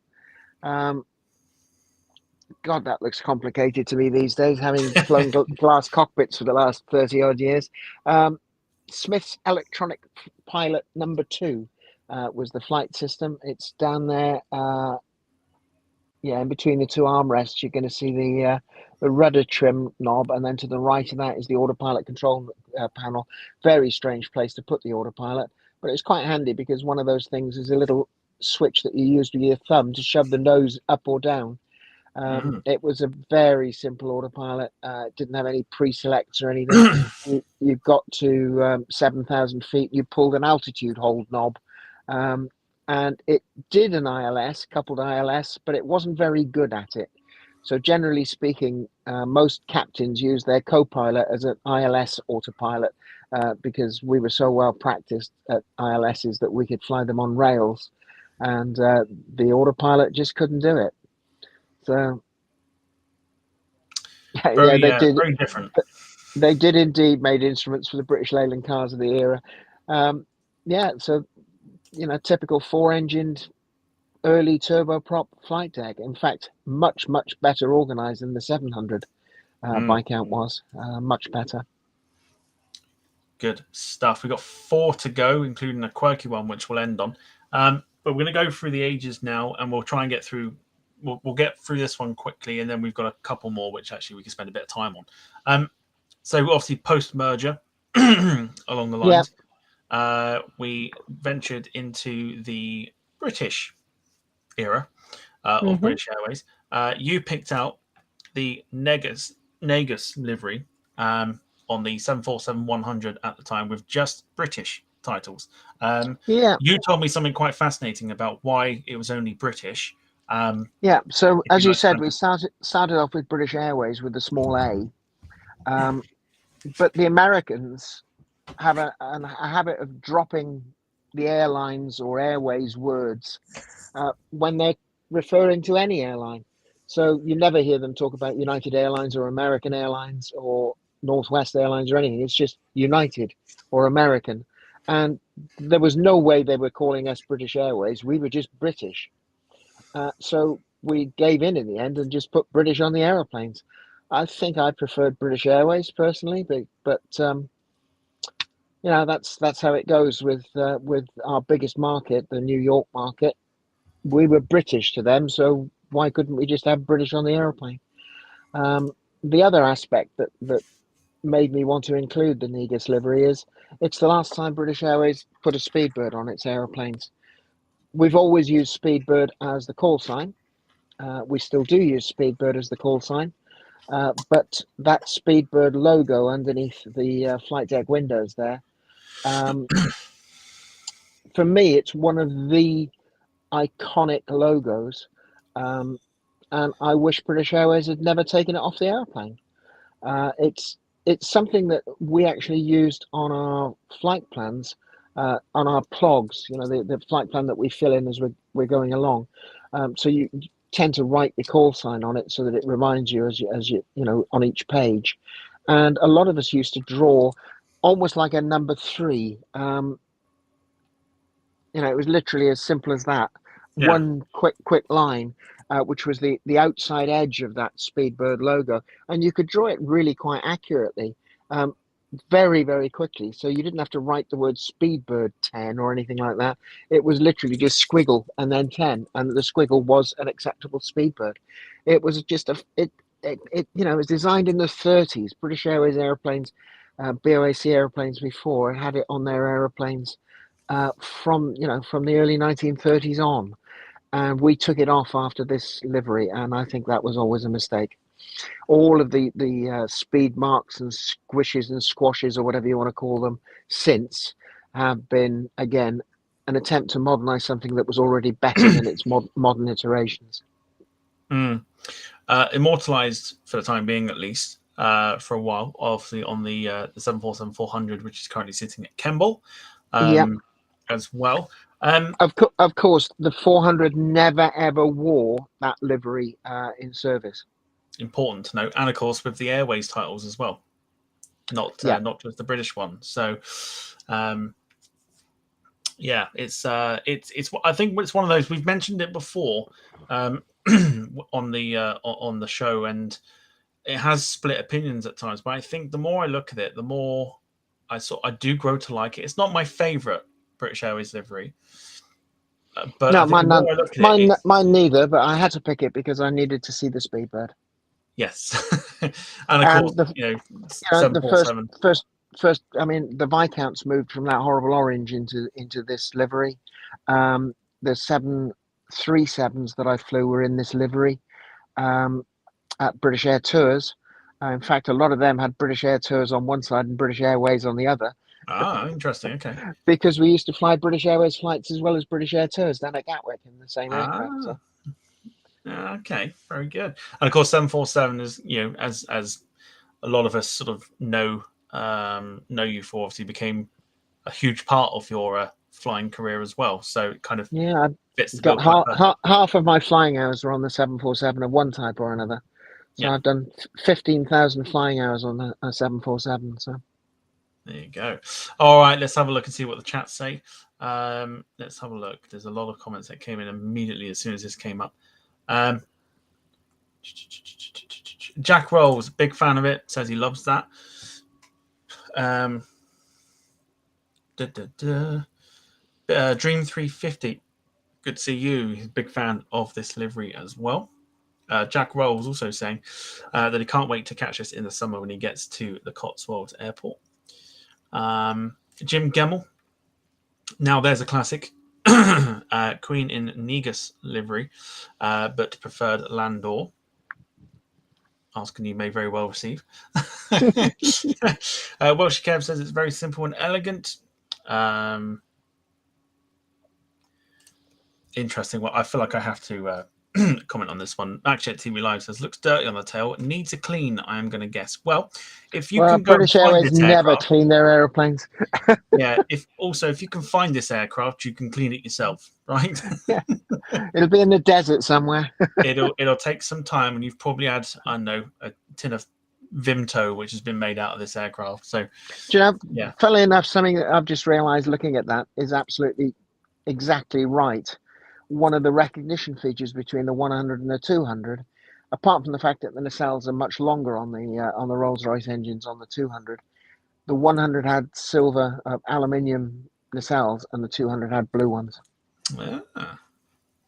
Is it something to do with the hump as well at the top there? The hump's quite short or something, or like there's like No, a no, lack of windows. no. The ones and twos were all the same for that. The first, I'm going to say 6. It may have been a number slightly different from that. Out of the 100s had 3 windows up there, but very very soon they changed it to the full set of windows on the upper deck. And in fact, Boeing offered a retrofit for more windows on all of the very early 100s, but British Airways never took it up. We kept 3 windows on the first handful of aeroplanes that we had delivered. Very good, very good. All right, out of 10, Cat, for this livery in particular, which one? What are you giving it? I'm going to give it a 7, and that's 1 extra bonus point for the Speedbird. 7 out of 10, and you just wanted to see the Speedbird anyway, so yeah, bonus for everyone. Good stuff. All right, let's have a look. We'll go with Lynn Keeble, giving it a 9 out of 10. Then we have Faring Travels with a 10, Ian Mahoney with a 10, Ali Cat with a 10, Katie Price with an 8, Alexander Elliott with an 8 as well, Jim with a 9, Michelle Johnson 7, Dream 350 with a big 10 out of 10, Darren Smith a 9, Bruce with an 8, Michael Painter with a 6, never really liked it, he says. Mike B with a 6, Carl Crawford 7.5, and of course, as always, Max TV Live doing his 747 out of 747. Very good. All right. Jim asked for it, which means Jim will receive. You move on from the 747 100s over to obviously what most of your flying hours would have been on, I would imagine, in terms of your time on the 747. And my all-time favorite, I could spend forever talking about it. Of course, it's the Landor livery. obviously this is what the 747-400s were delivered in. Massively loved on this show, not just by me, but by the team members as well. And of course, as we spoke about before coming live as well, it's a timeless classic. Yeah, well, as I've already said on the show so many times, this is my all-time favorite aeroplane. I fell in love with the 400 the very first time I flew it. In fact, I fell in love with it long before I first flew it, because I spent so long stood back up on the Classic while writing manuals for the 400 while it was being introduced. I ended up doing 3 simulator courses before I even touched the aeroplane, for various reasons. And then I was the very first British Airways co-pilot to fly the 400, with the CAA sitting on the jump seat saying, if you don't do any repeats, then we're going to clear the sim for 0 flight time. So, this has the biggest place in my heart.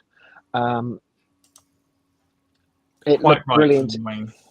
It looked brilliant in this livery. The only thing that's wrong with it, and it gets docked a point for it, is it hasn't got a speed bird. It's got the speed mark. That was supposed to reflect the spirit of the speed bird, the red cheat line with that big red flash coming back. It was roughly the same shape as a speed bird, but it did nothing for me. I was also involved in arguments in the technical office. Here we go. Yes. About the winglets. I was a strong advocate of putting the fin markings, the stylized British flag on the winglets. I just thought it looked right on the winglet. In fact, I was even arguing that if you don't want to put it on the inside and the outside of the winglet, at least put it on the inside of the winglet so that people sitting on the aeroplane can look along the wing and see the British Airways fin. Interesting. I want to throw that to the chat, and just because we spoke about this before, and we said do you know what the argument against it was, and the reason why they didn't do it? Go on. The weight of the paint. No, not on the winglet, surely. Yep. No, considering many airlines are painted like Virgin painted theirs, and Yeah, well, you British can't tell me Airways. No, rubbish. That was on a kid you not. That was the reason they said we're not doing that. We can't do that. Wow, that's that is nuts. That's nuts to even think about, especially because I think when Virgin originally had theirs, didn't they? They painted them, I think, just all red to start. Then they changed it to the Union Jack flag. Yeah, could you just go back to Negus for a minute for Michelle? Michelle yes, Johnson's I've seen wondering that, yes. wondering what a speed bird is. Either that, or if you've got a speed bird graphic, just pop it up. All right, here we go. I did take it off the screen, but I'll bring it back on now. Here you go. Yeah, so Michelle, it's that little dark blue, looks like a swallow underneath the cockpit windows there. It's if you've got a photograph of a BOAC 707 or something, you'll probably find that on the fin in gold on a dark blue background. Can get a little bit of a close-up picture just to make it a little bit easier to see if you can't. Yeah. That'll do, I think, that one there. And I can save it, which is ideal. All right, this is a bit more of a close-up. You can see just underneath the cockpit window there. That's the Speedbird mark that originally came from BOAC. Is that right? Oh God, Michelle, don't feel daft. That's it's a perfect. It's a perfect question. If you don't understand, ask, for crying out loud. No stupid questions on this show, honestly. No. Every day's a school day. No, stupid answers maybe, but stupid questions never. No, and in fact, the only thing that's truly stupid is to tell somebody that question was stupid. Very true. Very true. Did that Speedbird bit come from BOAC? Am I right? That's right. Yeah. Yeah. And it came from Imperial Airways before that. Very good. There you go. Everyone learns something new every day. It's why it's why we're here. It's why we like to do this sort of thing. So back to Landor then. Obviously, like I said, one of my absolute favourites. It's okay. So I've got this thing where I'm looking at the British Airways fleet and I'm thinking the 777-200s are very much going to be on their way out very soon, right? So I'm sitting there thinking this didn't last long on the 747s. I know this one's parked up at Dunsfold and things like that. I want to see a 777 back in this livery before it retires as a kind of carry on from the heritage thing. I think it would be. I think it would be very fitting for. I think British Airways after United. I don't know. It wasn't United, was it? It was no. It was United, wasn't it? United were the first ones to operate the 777, and British Airways were one of the first airlines to receive the 777s and stuff. Obviously, the older versions are now they're long gone. long gone. The so-called A market aircraft. That's it, the A market ones. A couple of them went to Varig. ZZA, and so on. Yeah, a few of them went to Varig, I think, before their demise and everything else. But I would love to see it back on the 777 to kind of give it a very fitting kind of, sad to say it, but a fitting farewell for when it happens. Because they are iconic, the 777s. I think they're one of those ones that slips under the radar because of the 747s and things like that. But I mean, tell me that does not look smart. It does. There's something about that then again, the Landor livery always did look smart. Didn't matter what aircraft it was on, from whether it was the 777, 767, 737. It had the huge advantage in British Airways hands that it was pale grey to start with, so it never looked dirty. Well, there you go. There's also that.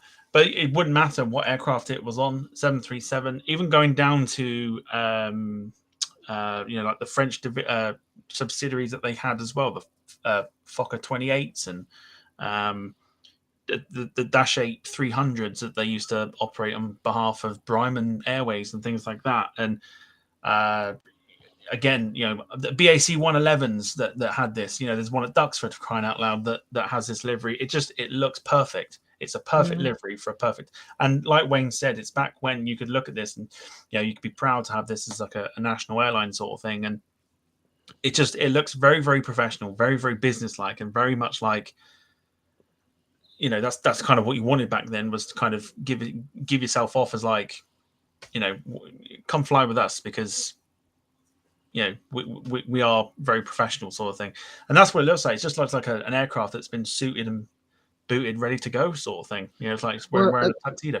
I mean, of course, at the time, British Airways was selling itself on its Britishness. And I'm trying to think, this predated us going to flat beds even in first class.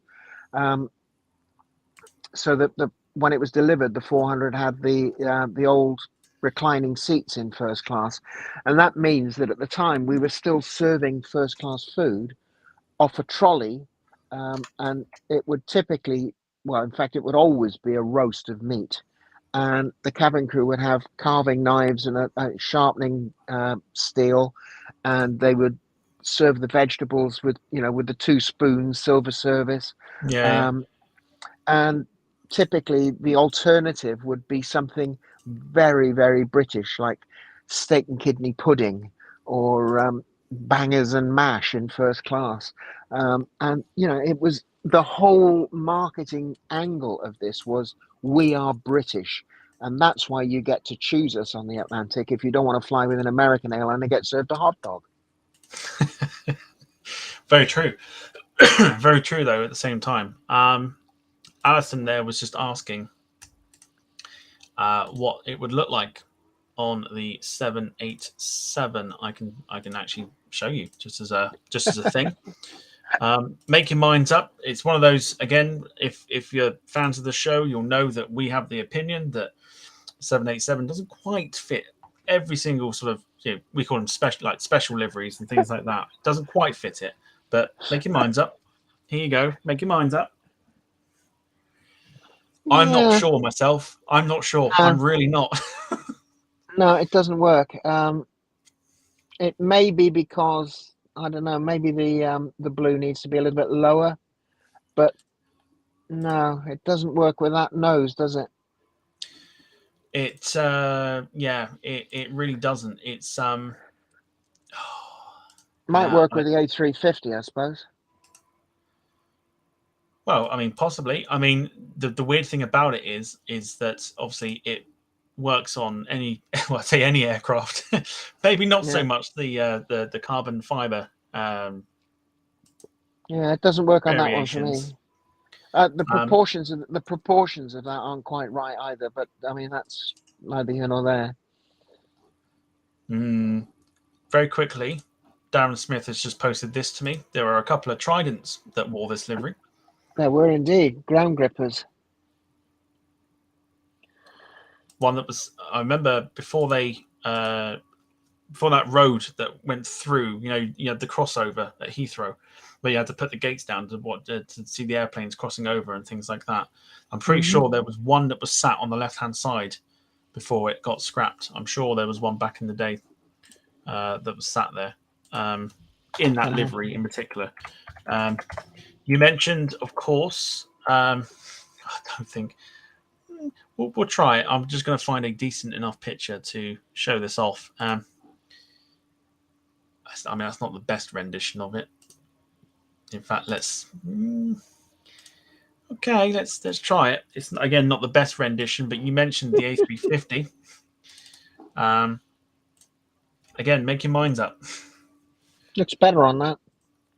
Okay, better. I think the eyeshadow around the cockpit windows actually improves the look of that. Still doesn't quite look right, but it Interesting. looks better than the 787, I think. All right, chat. 787 or A350, which one looks better? Spam away. Let's see which one looks better. So have I still got it? I have still got it. There you go. So 787 Nah. or the A350. Do you know, it's funny. I've always thought Airbus make particularly ugly aeroplanes, but and I know that's going to cause an uproar in chat, but but I actually think the A350 is a very attractive looking aeroplane. It's a stunning plane. Yeah, I I mean, mean, it I mean, does look good. we had a whole bunch of nicknames for Airbuses in British Airways, starting with the A318, which was uh, was the microbus, and then the 319 was the minibus. The 320, the standard one, was the school bus. The 321 was the bendy bus, and the A380 was the back of a bus. Back of a I like it. I think that's the first attractive airplane Airbus have made. Let's okay. Last one before we go. We have a couple more to get on to. Last one that I want to throw in there, providing it works, and it does. We've seen the 787. We've seen the A350. It's overwhelming for the 350, by the way. But let's throw in, of course, one of their current aircraft that they have in the A380. Oh, yeah. Make your mind up, everybody. I don't think it looks that bad, but it's not great. I don't think it looks terrible though.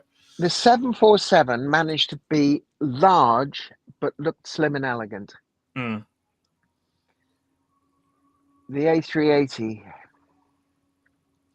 well, like I say, the nickname was the back of a bus. Faring Travels is a big fan of this. And Gail's also a big fan of it. Lewis Chapman's a big fan of it. Caitlin's a big fan of it, but it's also got people going, no, it's horrible. Oh dear. All right. For me, it's just difficult to imagine any livery that looks good on an A380. That's another controversial comment in itself. But Absolutely. yeah, Alison's crying at that, I think. Oh dear. Right, let's I'm rate sorry, Alison, but I've got so much Boeing in my DNA. If you were to break my leg you would find Boeing through the bone, just like a stick of Blackpool rock. You can hear the RB211 screaming as you break the bones. Absolutely. All right, let's rate Landor and let's move on. We've got 2 more to go after this one. So, I mean, I don't even need to look at the chat, and I don't even need to give you time to have a think about what you'd give it. But out of 10, Cat, for Landor? Well, I'm going to give it 10 out of 10, but I'm then going to dock it 1 point for losing the Speedbird. So it only gets a 9. 9. Okay, we'll get a 10 out of 10 for me, and nothing will change that. But yeah, 10 out of 10 for me. And again, don't need to look at the chat. Everyone's going for 10s. Jack Roll saying that's a Reaper for Tom for Cat's comments. I'm not touching them. I'm not doing it. I'm not touching them. Lots of 10s. Bruce with an 8. It's the only change there. We're going to go for ones that haven't given it a 10, and that's probably just Bruce. probably just Bruce on this one. Yeah, I'd say it would have got a 10 from me, but I had to dock it 1 because I gave the other one an extra point for having the speed, but I've got to take a point off for this one for not. Moving on to the next one, and this is something that you and I spoke about, and you and I actually agree on this one. And there's a lot of people that I know when we did our bumper show way back, I think it must have been a few weeks after you were on for the first time, where we looked at every single one of these tales from the Utopia era. Mm-hmm. There were some we were a fan of, some we weren't a fan of, but as a whole, I was a huge fan of the British Airways World Tales. You yourself, you said to me that you too were also a big fan of the World Tales. I thought it was something different. I was heavily in a minority amongst the pilot community in British Airways. They tend to be so flipping conservative in their views that small c conservative, that is, that they all thought they were hideous. And I could see the point. I mean, we'd gone from Landor, where our whole point was to sell the fact that we were British, to Utopia, where we were trying to sell the fact that we were looking after our clients from all over the world, that we'd got a logo, a tail that every single community could identify with one of the tails. And for me, as a concept, that worked. We'd gone away from this beautiful British first class menu, carved at your seat, to very good food in first class still. It's all produced by famous chefs. They teach the cabin crew. There are dedicated galley slaves among the cabin crew,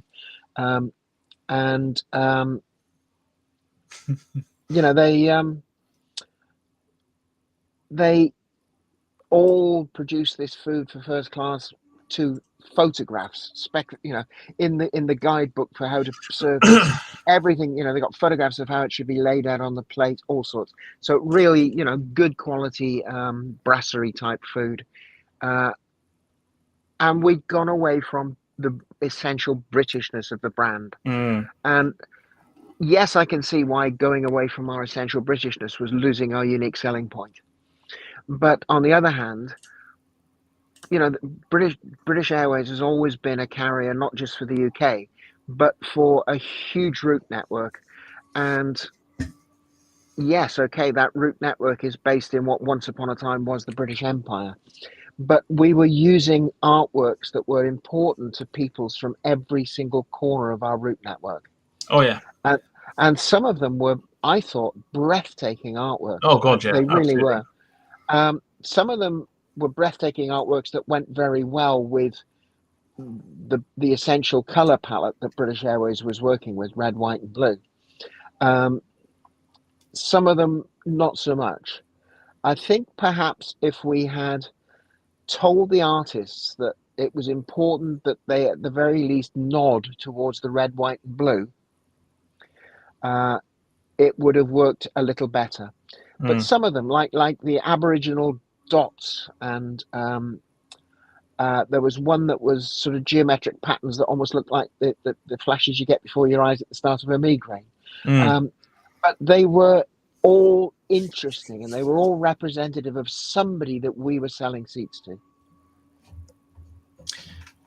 What I find quite interesting, obviously, we'll just clear this up for Ian, who says, I think if there was some text saying where the tail represented, it may have been better accepted, which, of course, on every single world tail, there was just at the back of the aircraft, there was a piece of text stating where it was from, and I also believe the Yeah, artist's sort of. signature. The sort of. At the back of the airplane, there was something that gave the title of the artwork, but it didn't necessarily tell you what the history was. However, and this isn't apparent when you're standing at the end of 27 left with a camera.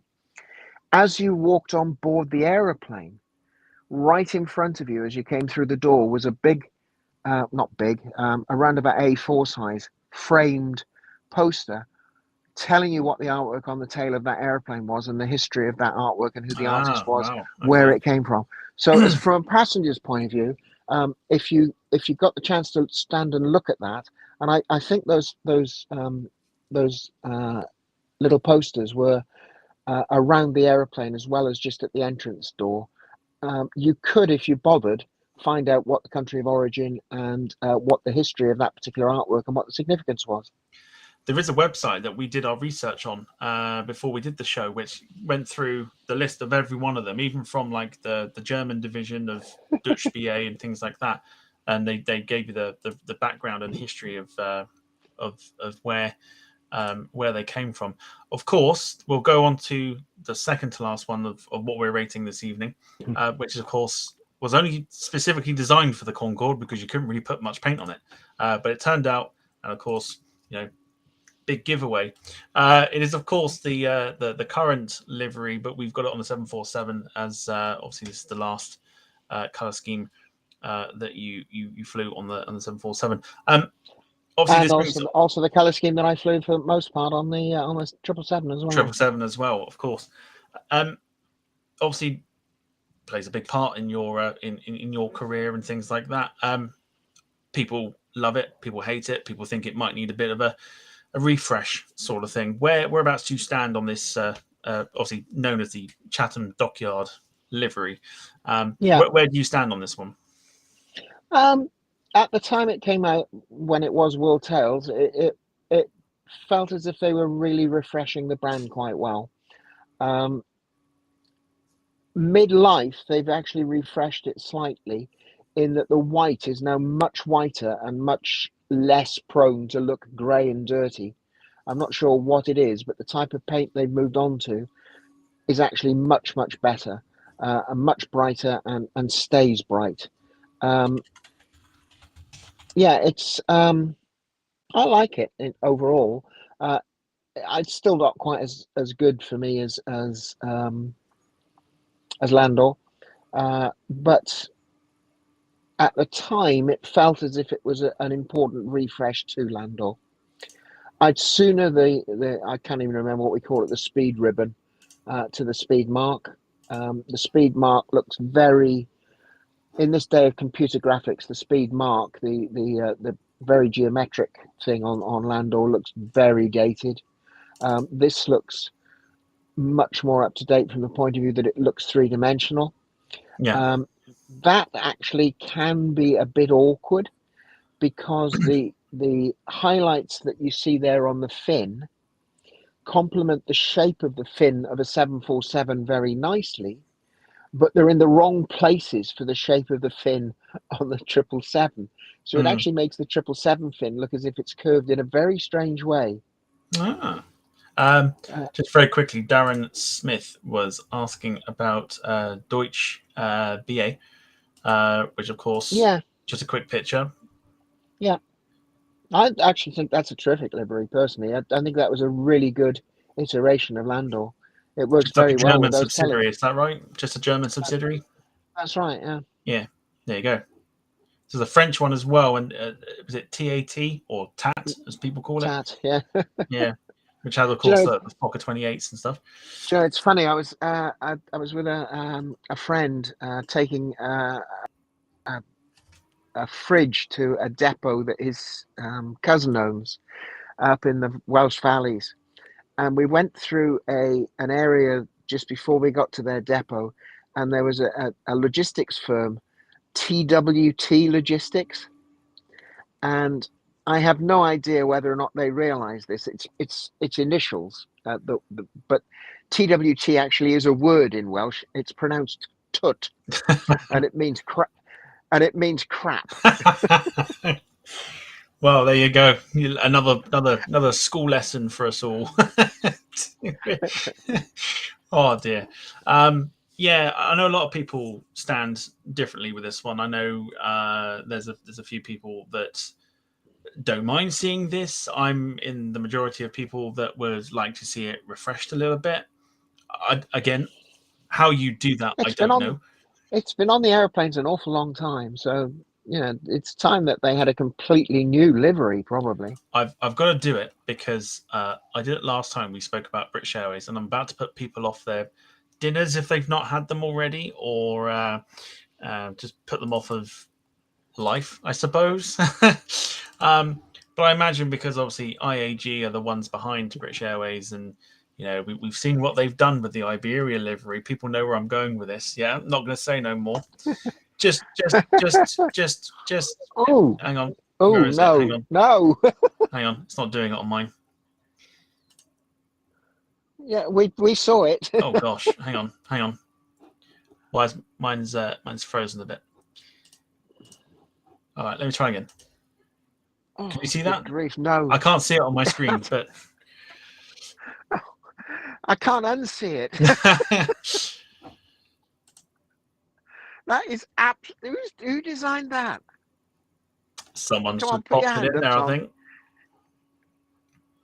I saw it on the internet and I've kept it for reasons like this. God, that is awful. Oh, there we go. Now I can see it. Yeah, that's the Iberia livery I've done in the British Airways way. It's just so bad, isn't it? Oh. But I would envision this is how they would do it. No, I hope not. Oh God, my screen's gone very slow. I mean, of course, the reason that Chatham Flag had to go back onto all the aeroplanes was all the fuss with, who was the flag carrier with Virgin. Nothing like friendly rivalry. Sorry, Alison. Sorry, Alison. Right, let me just. Okay, we're good. It's all right. We're all good. If my screen froze for a minute, then so it was a bit weird. Yeah, I can't imagine them turning that into that.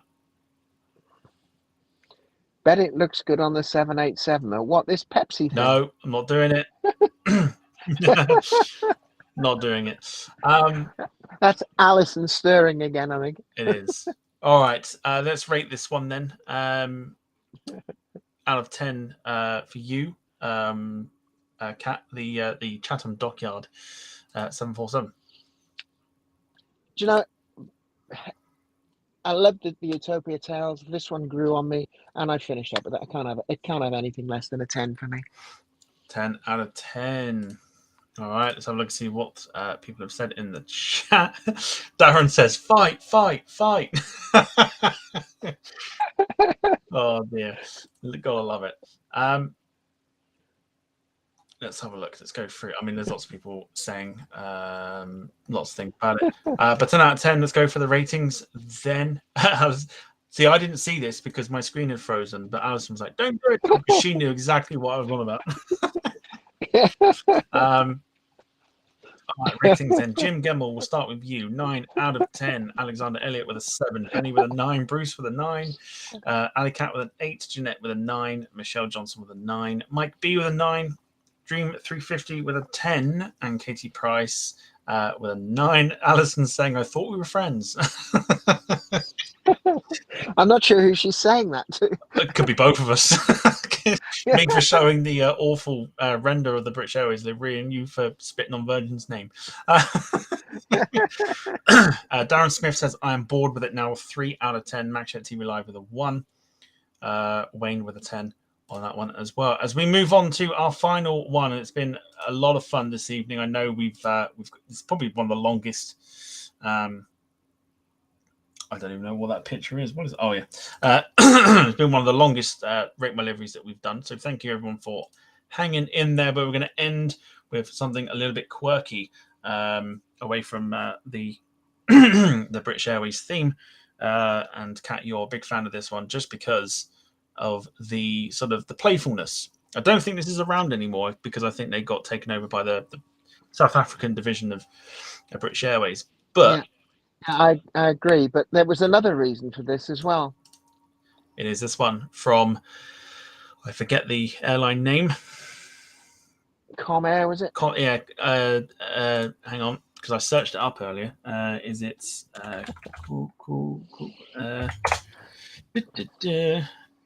Kalula? Kalula, yeah. That's I mean, what? Yeah, ignore the line color. That's not relevant. Who, as an aviation nerd, can't appreciate having everything that's sticking off the outside of an airplane labeled like that? But the other reason for choosing it as my final color scheme tonight in particular, is this is episode 101, and that's Flying 101. I didn't even take note of that. That's very good. Yeah.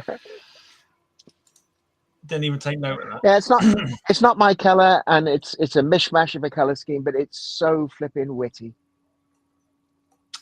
It's like a flying school while you're on it, sort of thing. Yeah, you got to get in close, kids, and look at the fact that it's got co-captain and nose cone and front door labeled and fuel tank, wing number 2 door. As well. Wing number 2, yeah. Or, all the bits on the airplane they're labeled. It's it's just funny. That's it. It's what you need in life. Is a little bit of absolutely. A little bit of humor. It just seemed like the appropriate thing to finish on. And I agree, as a color scheme, it's hideous, but that's not the point. It's the joke. Oh yes. Very good. All right, there we go. Lots of people saying it's clever. They like the wittiness of it. Mrs. Freddie Mercury saying that it's not my color. No, it's not my color either. There's nothing about it aesthetically that looks good, but it's witty, it's funny, it's just, I love it when people don't take themselves seriously. I'm sure that's been done. I know Norwegian have got a very similar livery where they can say, what you can do with their Wi-Fi on board, and it's like bid for a second-hand chair and things like that, and look up cute cat videos and everything else. If you haven't seen it, it's actually quite funny. It's quite funny what they've done on there. But out of 10, then, Kat, just to finish this one off, the Kalula livery, of course, with the. Well, I think that green is quite nice actually, but that might just be me and my quirkiness. But out of 10 for this livery. Well, I'm going to give it a 10 because it achieves what it sets out to achieve. It's not aesthetically pleasing, and if that's what you're basing all the livery scores on, then that's fine. But for me, the element of wit involved in it elevates the score to that. They literally achieve what they set out to achieve. Good stuff. Yeah, good stuff. Let's have a look and see what people have put in terms of that then. Bruce, we'll start with you. He says, yep, it's a 10 from me. Katie Price is not a fan of this one. Caitlin with a 0. Michael Painter with a 1. Mrs. Freddie Mercury with a 0. Jeanette McKenzie with a 2. Wayne Hartshorn with a -10. Mike B with a 1. Alexander Elliott for a 10. Jim says, for what it is, a 10 out of 10. Ali Cat also gives you and that's the point, Jim. It's 10 out of 10 for what it is, not for the aesthetics of it. That's it. Ali Cat, 10 out of 10. It makes me giggle. Darren Smith saying that it's a green grape color. I know Benny's a big fan of grapes, so we'll go for that. Have you got my grapes peeled yet, Benny? Lewis Chapman at 1 out of 10. Katie Price with a -1 out of 10. And that will do for Rate My Liveries. Goodness me. Benny's like, don't. Don't. Excellent stuff. Well done, everybody. Well done for getting involved. Some very interesting retro. I like the retro versions of this type of thing. because it's easy to rate the modern liveries of today, but it's also nice to take a a look back at what was around back in the sort of the 80s, 70s, 80s sort of thing, and be able to kind of rate those as well, which is also quite nice.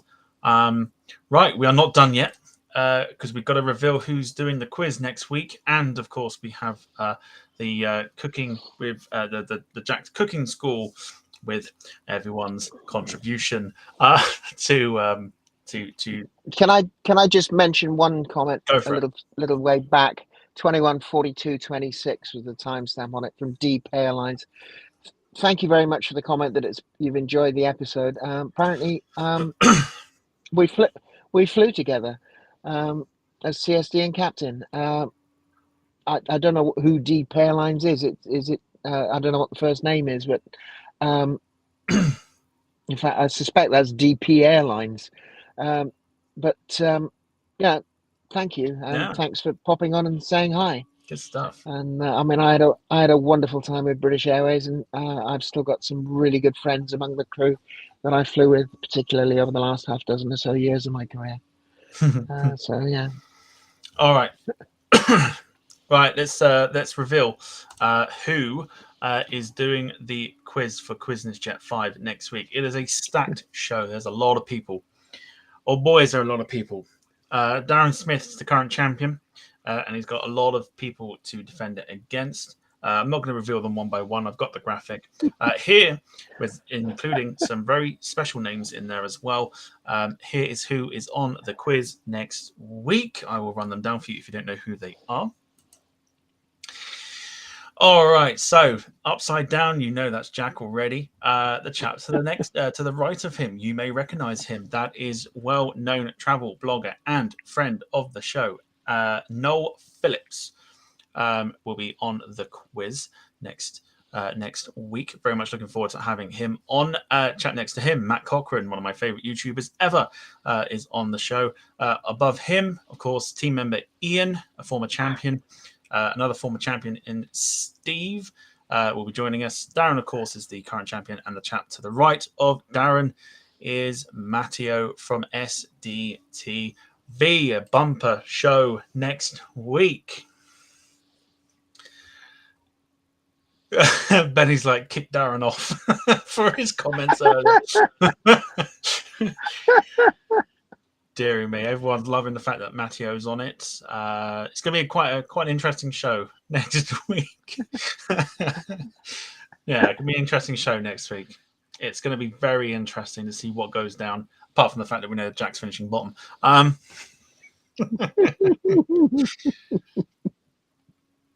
What I want to know is how the hell does Jack keep the food that he cooks down if he's always hanging off the ceiling? Maybe that's something he can answer. But that's the lineup for next week. It's bumper. It's was that 1, 2, 3, 4, 7 people? 3, 5, 7. 7 people, including myself. 8 people on screen at the very same time. It will be chaotic. But there you go. Hopefully you are looking forward to that. Very much looking forward to seeing Noel Phillips back on the show. There we go. All right. Now we move on to our other segment, which I know a lot of people have been waiting for very patiently for this one.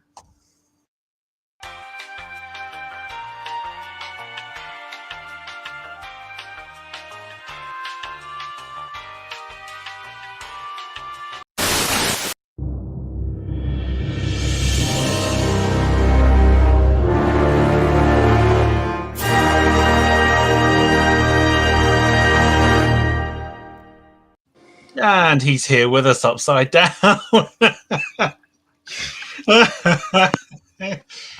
He's here with us. Question is, has he got any sound? Let's see. Jack. Hello. He's here. Hello, Jack. How are you? Very well, thank you. How are you? all about ever seeing you, Jack. We got Jack here this evening to, as we know, I opened up on Facebook the entire segment to everybody. The response has been brilliant. People have been sending me photos. all afternoon. So very much, very much appreciated on that one. Before we go on to the other stuff, let's just see what Jack's done this week, shall we? So first of all, because there's one in there that's utterly horrific. First one, not so bad. I mean, that's quite a lot of butter for the new potatoes, but I believe that's a beef burger, peas, and new potatoes with a big slab of butter on top. I thought it was a very burnt steak and kidney pie. Wow. And the potatoes must be stone cold because that butter's not melting. Well, I mean, Jack, you're here, so you can tell us all about this. Well, they're definitely all cold. Oh dear. So just clarify with us, Jack. Were the potatoes hot? Yeah.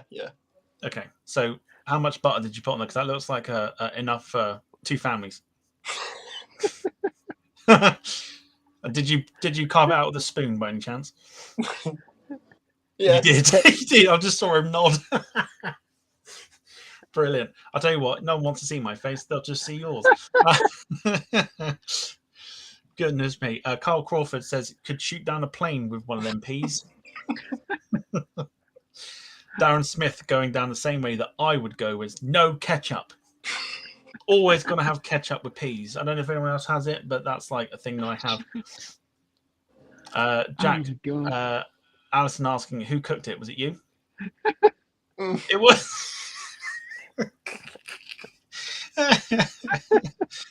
Lewis Chapman. To think a cow died for this. Oh dear. Caitlin saying no burger buns, crying face. I burned them, okay. But however, on the other side of it, Mrs. Freddie Mercury says that is an improvement, I would say. Yeah, well, it's not dead. Hang on. It's definitely not mooing.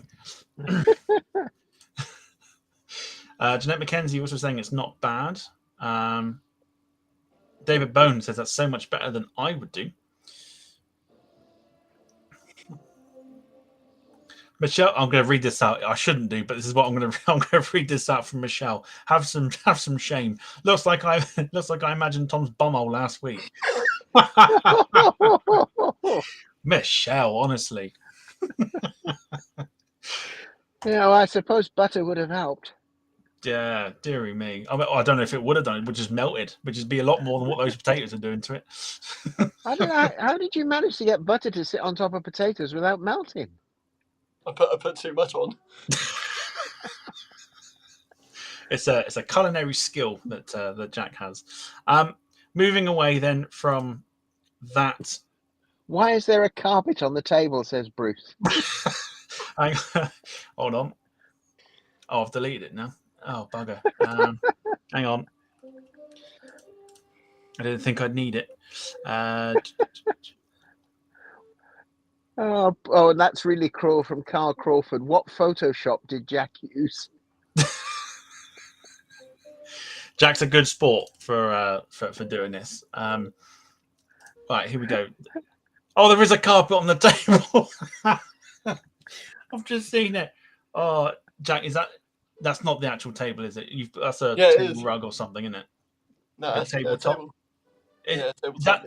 That's not the actual pattern that's on the table, is it? No. No. So is it a rug or is it just like a tablecloth? Yeah, tablecloth. Tablecloth. All right. There you go. That clarifies that. Wayne Hartshawn says other dry food like rice are available. Oh dear.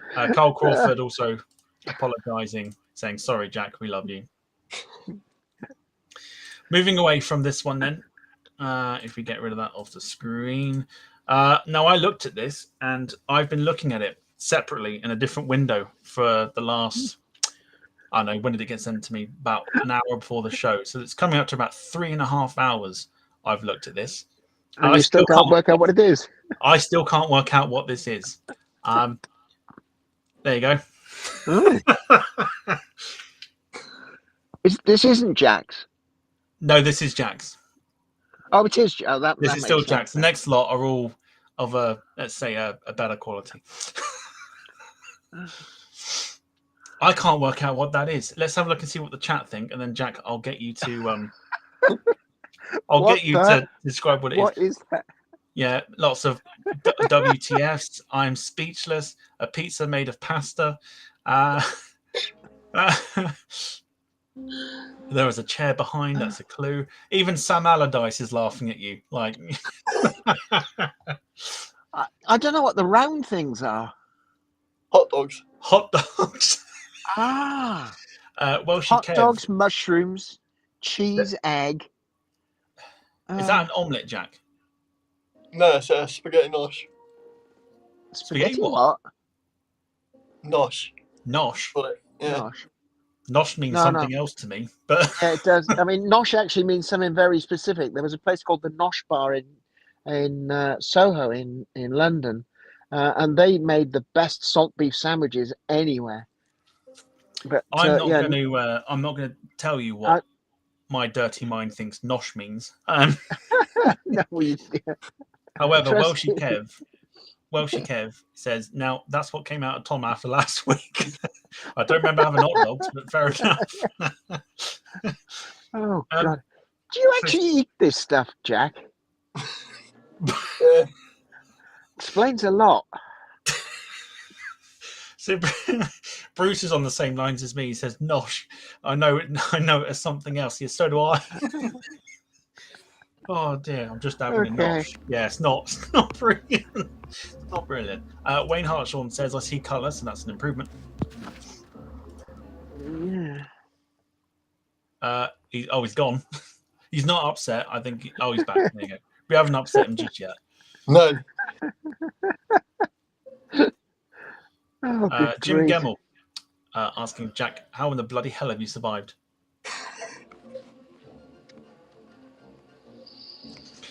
Bruce says, a nice nosh.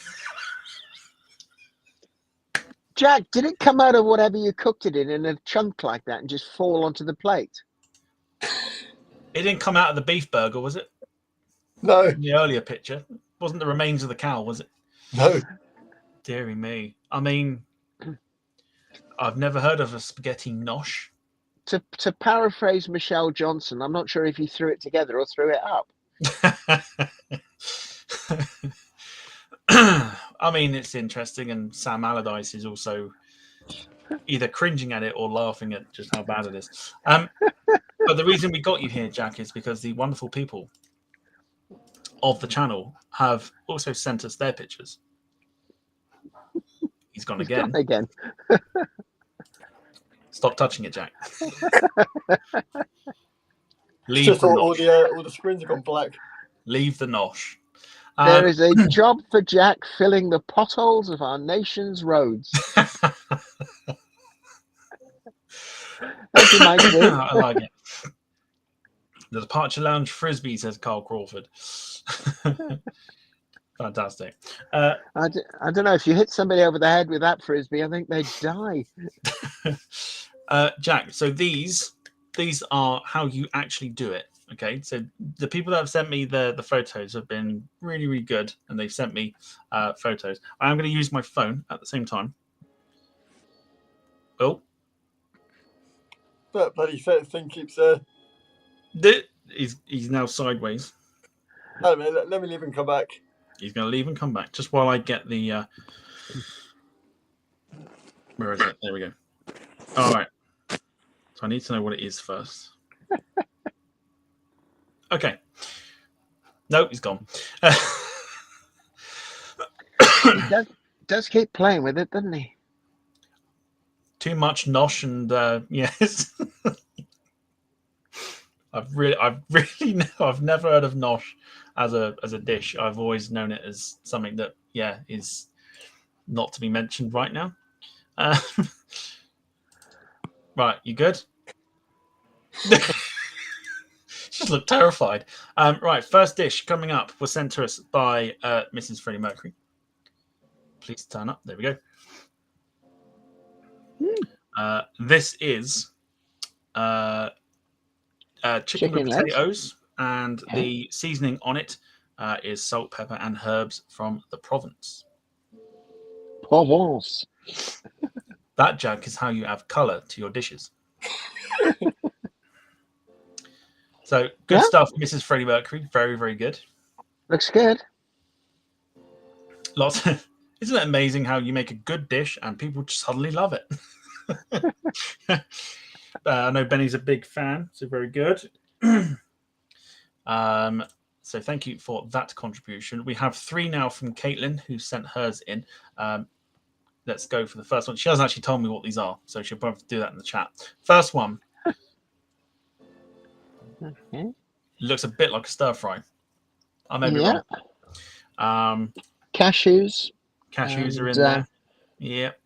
Oh, Like if green. that's a Thai green, fucking hell! The last time I had one of them, it was bad. Chicken stir fry from Caitlin. There you go. Yeah. Chicken stir fry. Yeah, it's nice green beans, cashew nuts, noodles. Looks really tasty. Very nice.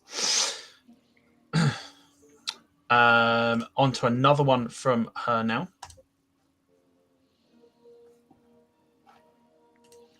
Okay, so that's got to be something like a chicken tikka masala with a naan bread. I would say so. Jack, I'm just going to get your reaction to this. Hang on. You see that thing on top of the rice? Yeah. That's called sauce.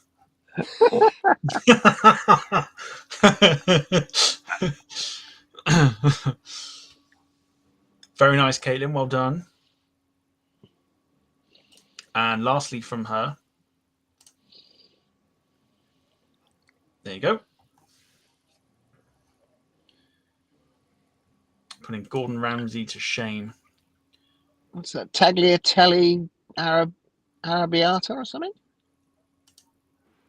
Looks like the Tagliatelle aerobatics.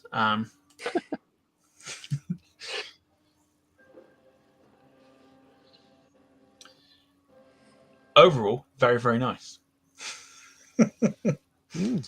Lots of people saying that's the best one. 3 out of 3. Very good. Well done. Chorizo linguine. Very nice. Very nice. Alison is chipping in as well. So let me just grab that before we move on.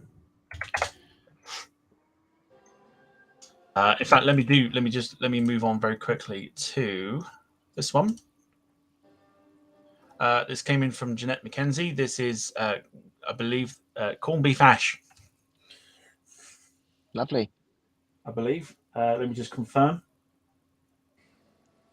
It is, yes, homemade corned beef hash from Jeanette. Never had it myself, so I don't quite know what it's like. But that should actually be within Jack's skill level. let's not get too carried away. I mean, honestly, Jack, you should be able to manage that just by looking at that. Look at what's probably in it. I bet you could manage that.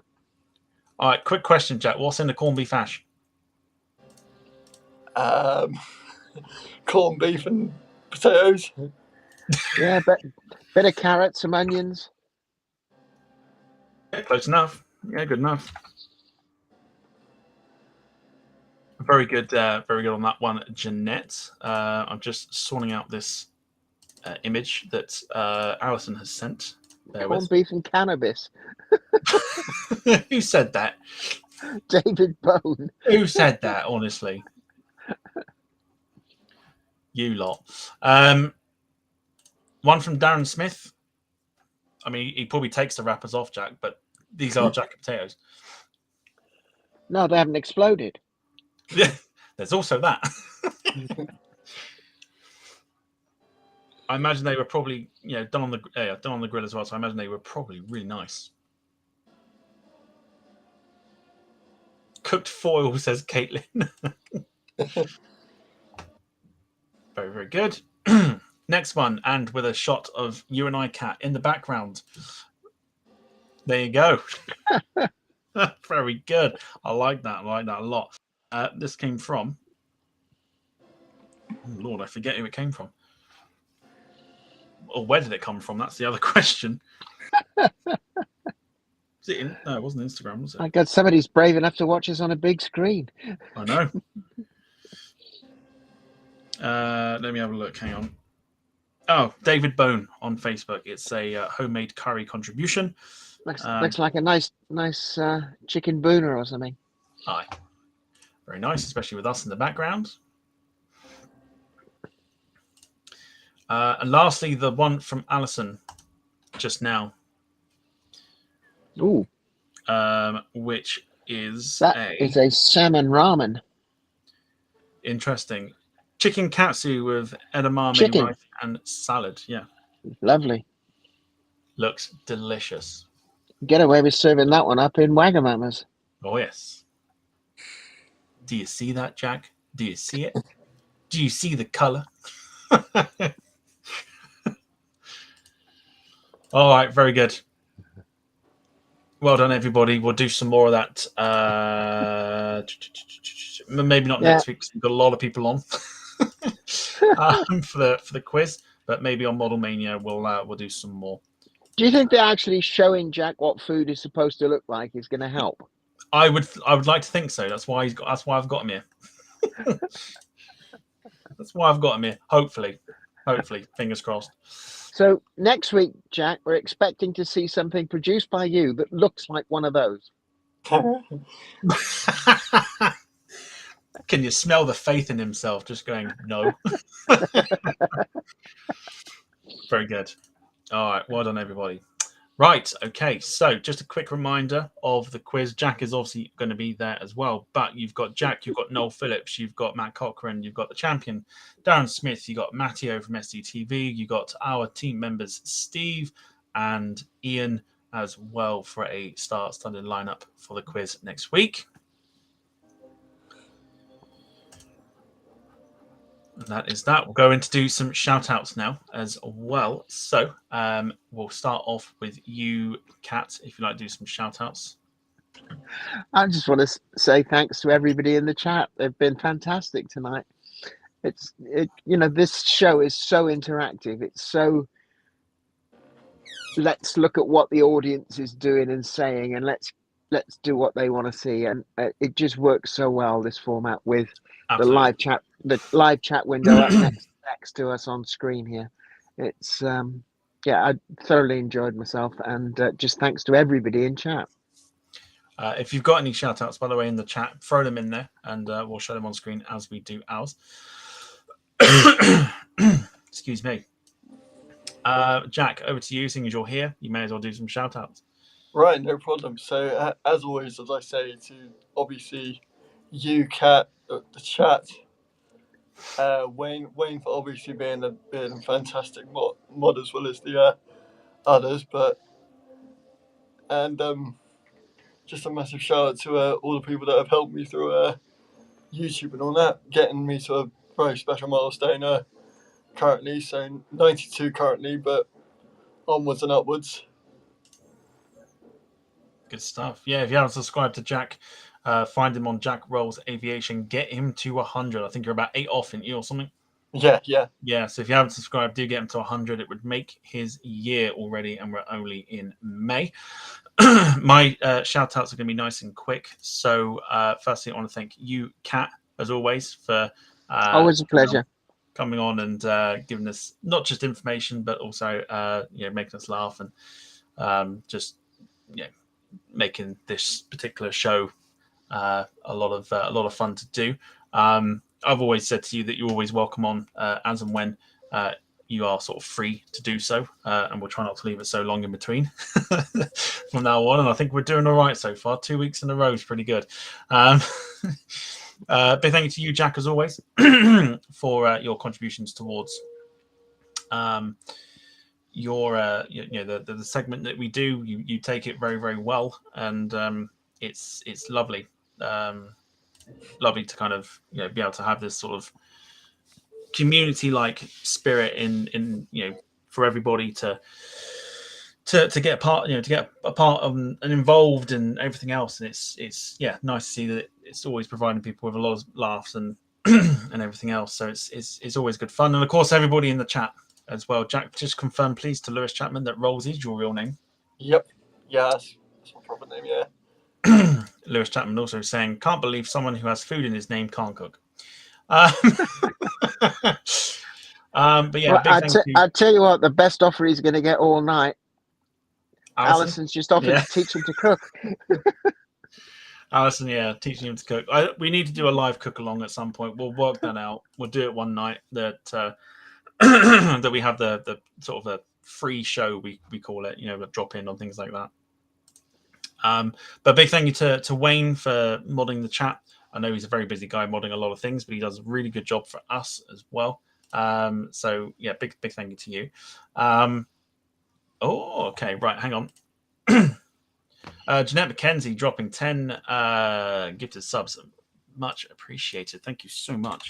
I'm just going to just bear with me because Alison's asking for a link to Jack's YouTube channel. So let's see if we can do it. Let's see if we can get you to 100. Bear with me, everybody. Sorry about this. I mean, it's not like we've been here for nearly 3 hours. Right, in the chat, there you go. Jack's YouTube is in there. So if you want to help him get to 100, now's the time to do so. But yeah, big thank you to everyone that's watched this evening as well and contributed to the chat and the ratings and stuff. You lot are absolute legends. Yeah, to the TDL family, as Caitlin says, it's been wonderful as always. We're looking forward to next week. It's going to be a lot of fun. We're just going to sit and wait and see what happens here. So Jack 93. All right, if you aren't subbed to Jack, please do so. It would mean a lot to him. Jeanette, once again, thank you for the what you call it, the gifted subs. 94 now, Jack. You'll have to let us know, and we'll post a channel update whether you get there as well. Yeah, so that's pretty much it, really. So all that's left for us to say is we'll see you for the next sort of Sunday show next week for the quiz. I'm back tomorrow in the morning for some flight sim because we didn't do it yesterday because of the coronation. So we're doing Toronto to Dublin on the 767. So you want to join me for that? 9:30, I believe that kicks off. Maybe 10 o'clock. I can't quite remember. So I'm there. 95 now, Jack. I thought you'd have joined in the fly pass yesterday, Tom. Well, I thought about it, and then I was like, well, I'm pretty sure King Charles would have wanted me to drink beer all day, so that's kind of what I did. But yeah, so that's it. I'm back tomorrow. I'm back when Tuesday evening as well for some more flight sim action. So 3 days of streaming. So lucky you lot. So if you want to join, you can. If not, I will see you for the Sunday show for the quiz. Other than that, Jack, 96 now. I reckon we'll get there. I will drop the link in the chat again because it will have disappeared. Just so we can try and get people there. Yeah, I'm looking forward to next week getting my ass kicked by everyone on that. Oh yes, it's gonna be a lot of fun. It's gonna be a lot of fun though. Jack, do you want to say goodbye to the subscribers then? To the people that are watching, or the people that are remaining here at the moment. Do you want to say goodbye? Right, no problem. Thank you so much, guys, for watching. I mean, 101 episodes. As they all say, when life brings you baubles, you erect a tree. Can't do that yet. It's not Christmas. But thanks for watching, and goodbye now, guys. Bye now, boy. Cat, do you want to say goodbye to those that are still watching? Yeah, by all means. Guys, I can't tell you how much I love being here with you all. It's just such a fabulous place to be, such a great atmosphere. And it's all down to you, the guys in the chat room. It's all down to the feedback that you give us on screen to make it an enjoyable evening. Absolutely. Like I said, the show wouldn't be the same without the people that watch it. So definitely a lot of love for you in the chat and a lot of love for Jack as well. But we'll get you back on as soon as we can. But yeah, thank you very much again, Kat, for coming on this evening. Always a pleasure. Thanks, Tom. No worries. Right, all that's left for me to say is please do help get Jack to 100 subs. It would mean the world to him. I will he may very well do the same. He will put a link also in the Departure Lounge community channel, which is our little Facebook group, for you to drop him a sub as well, just to help him out a little bit. But yeah, other than that, I'll see you tomorrow morning for the Flight Sim stream. If not, and you're not interested in the Flight Sim stuff, I will see you Sunday for the quiz. Take care, everybody. Thank you for joining me this evening. And yeah, enjoy the rest of your bank holiday, basically, for those that aren't working tomorrow. Enjoy it, everybody. Take care, and see you next week, if not tomorrow. Bye-bye. Got something to tell you.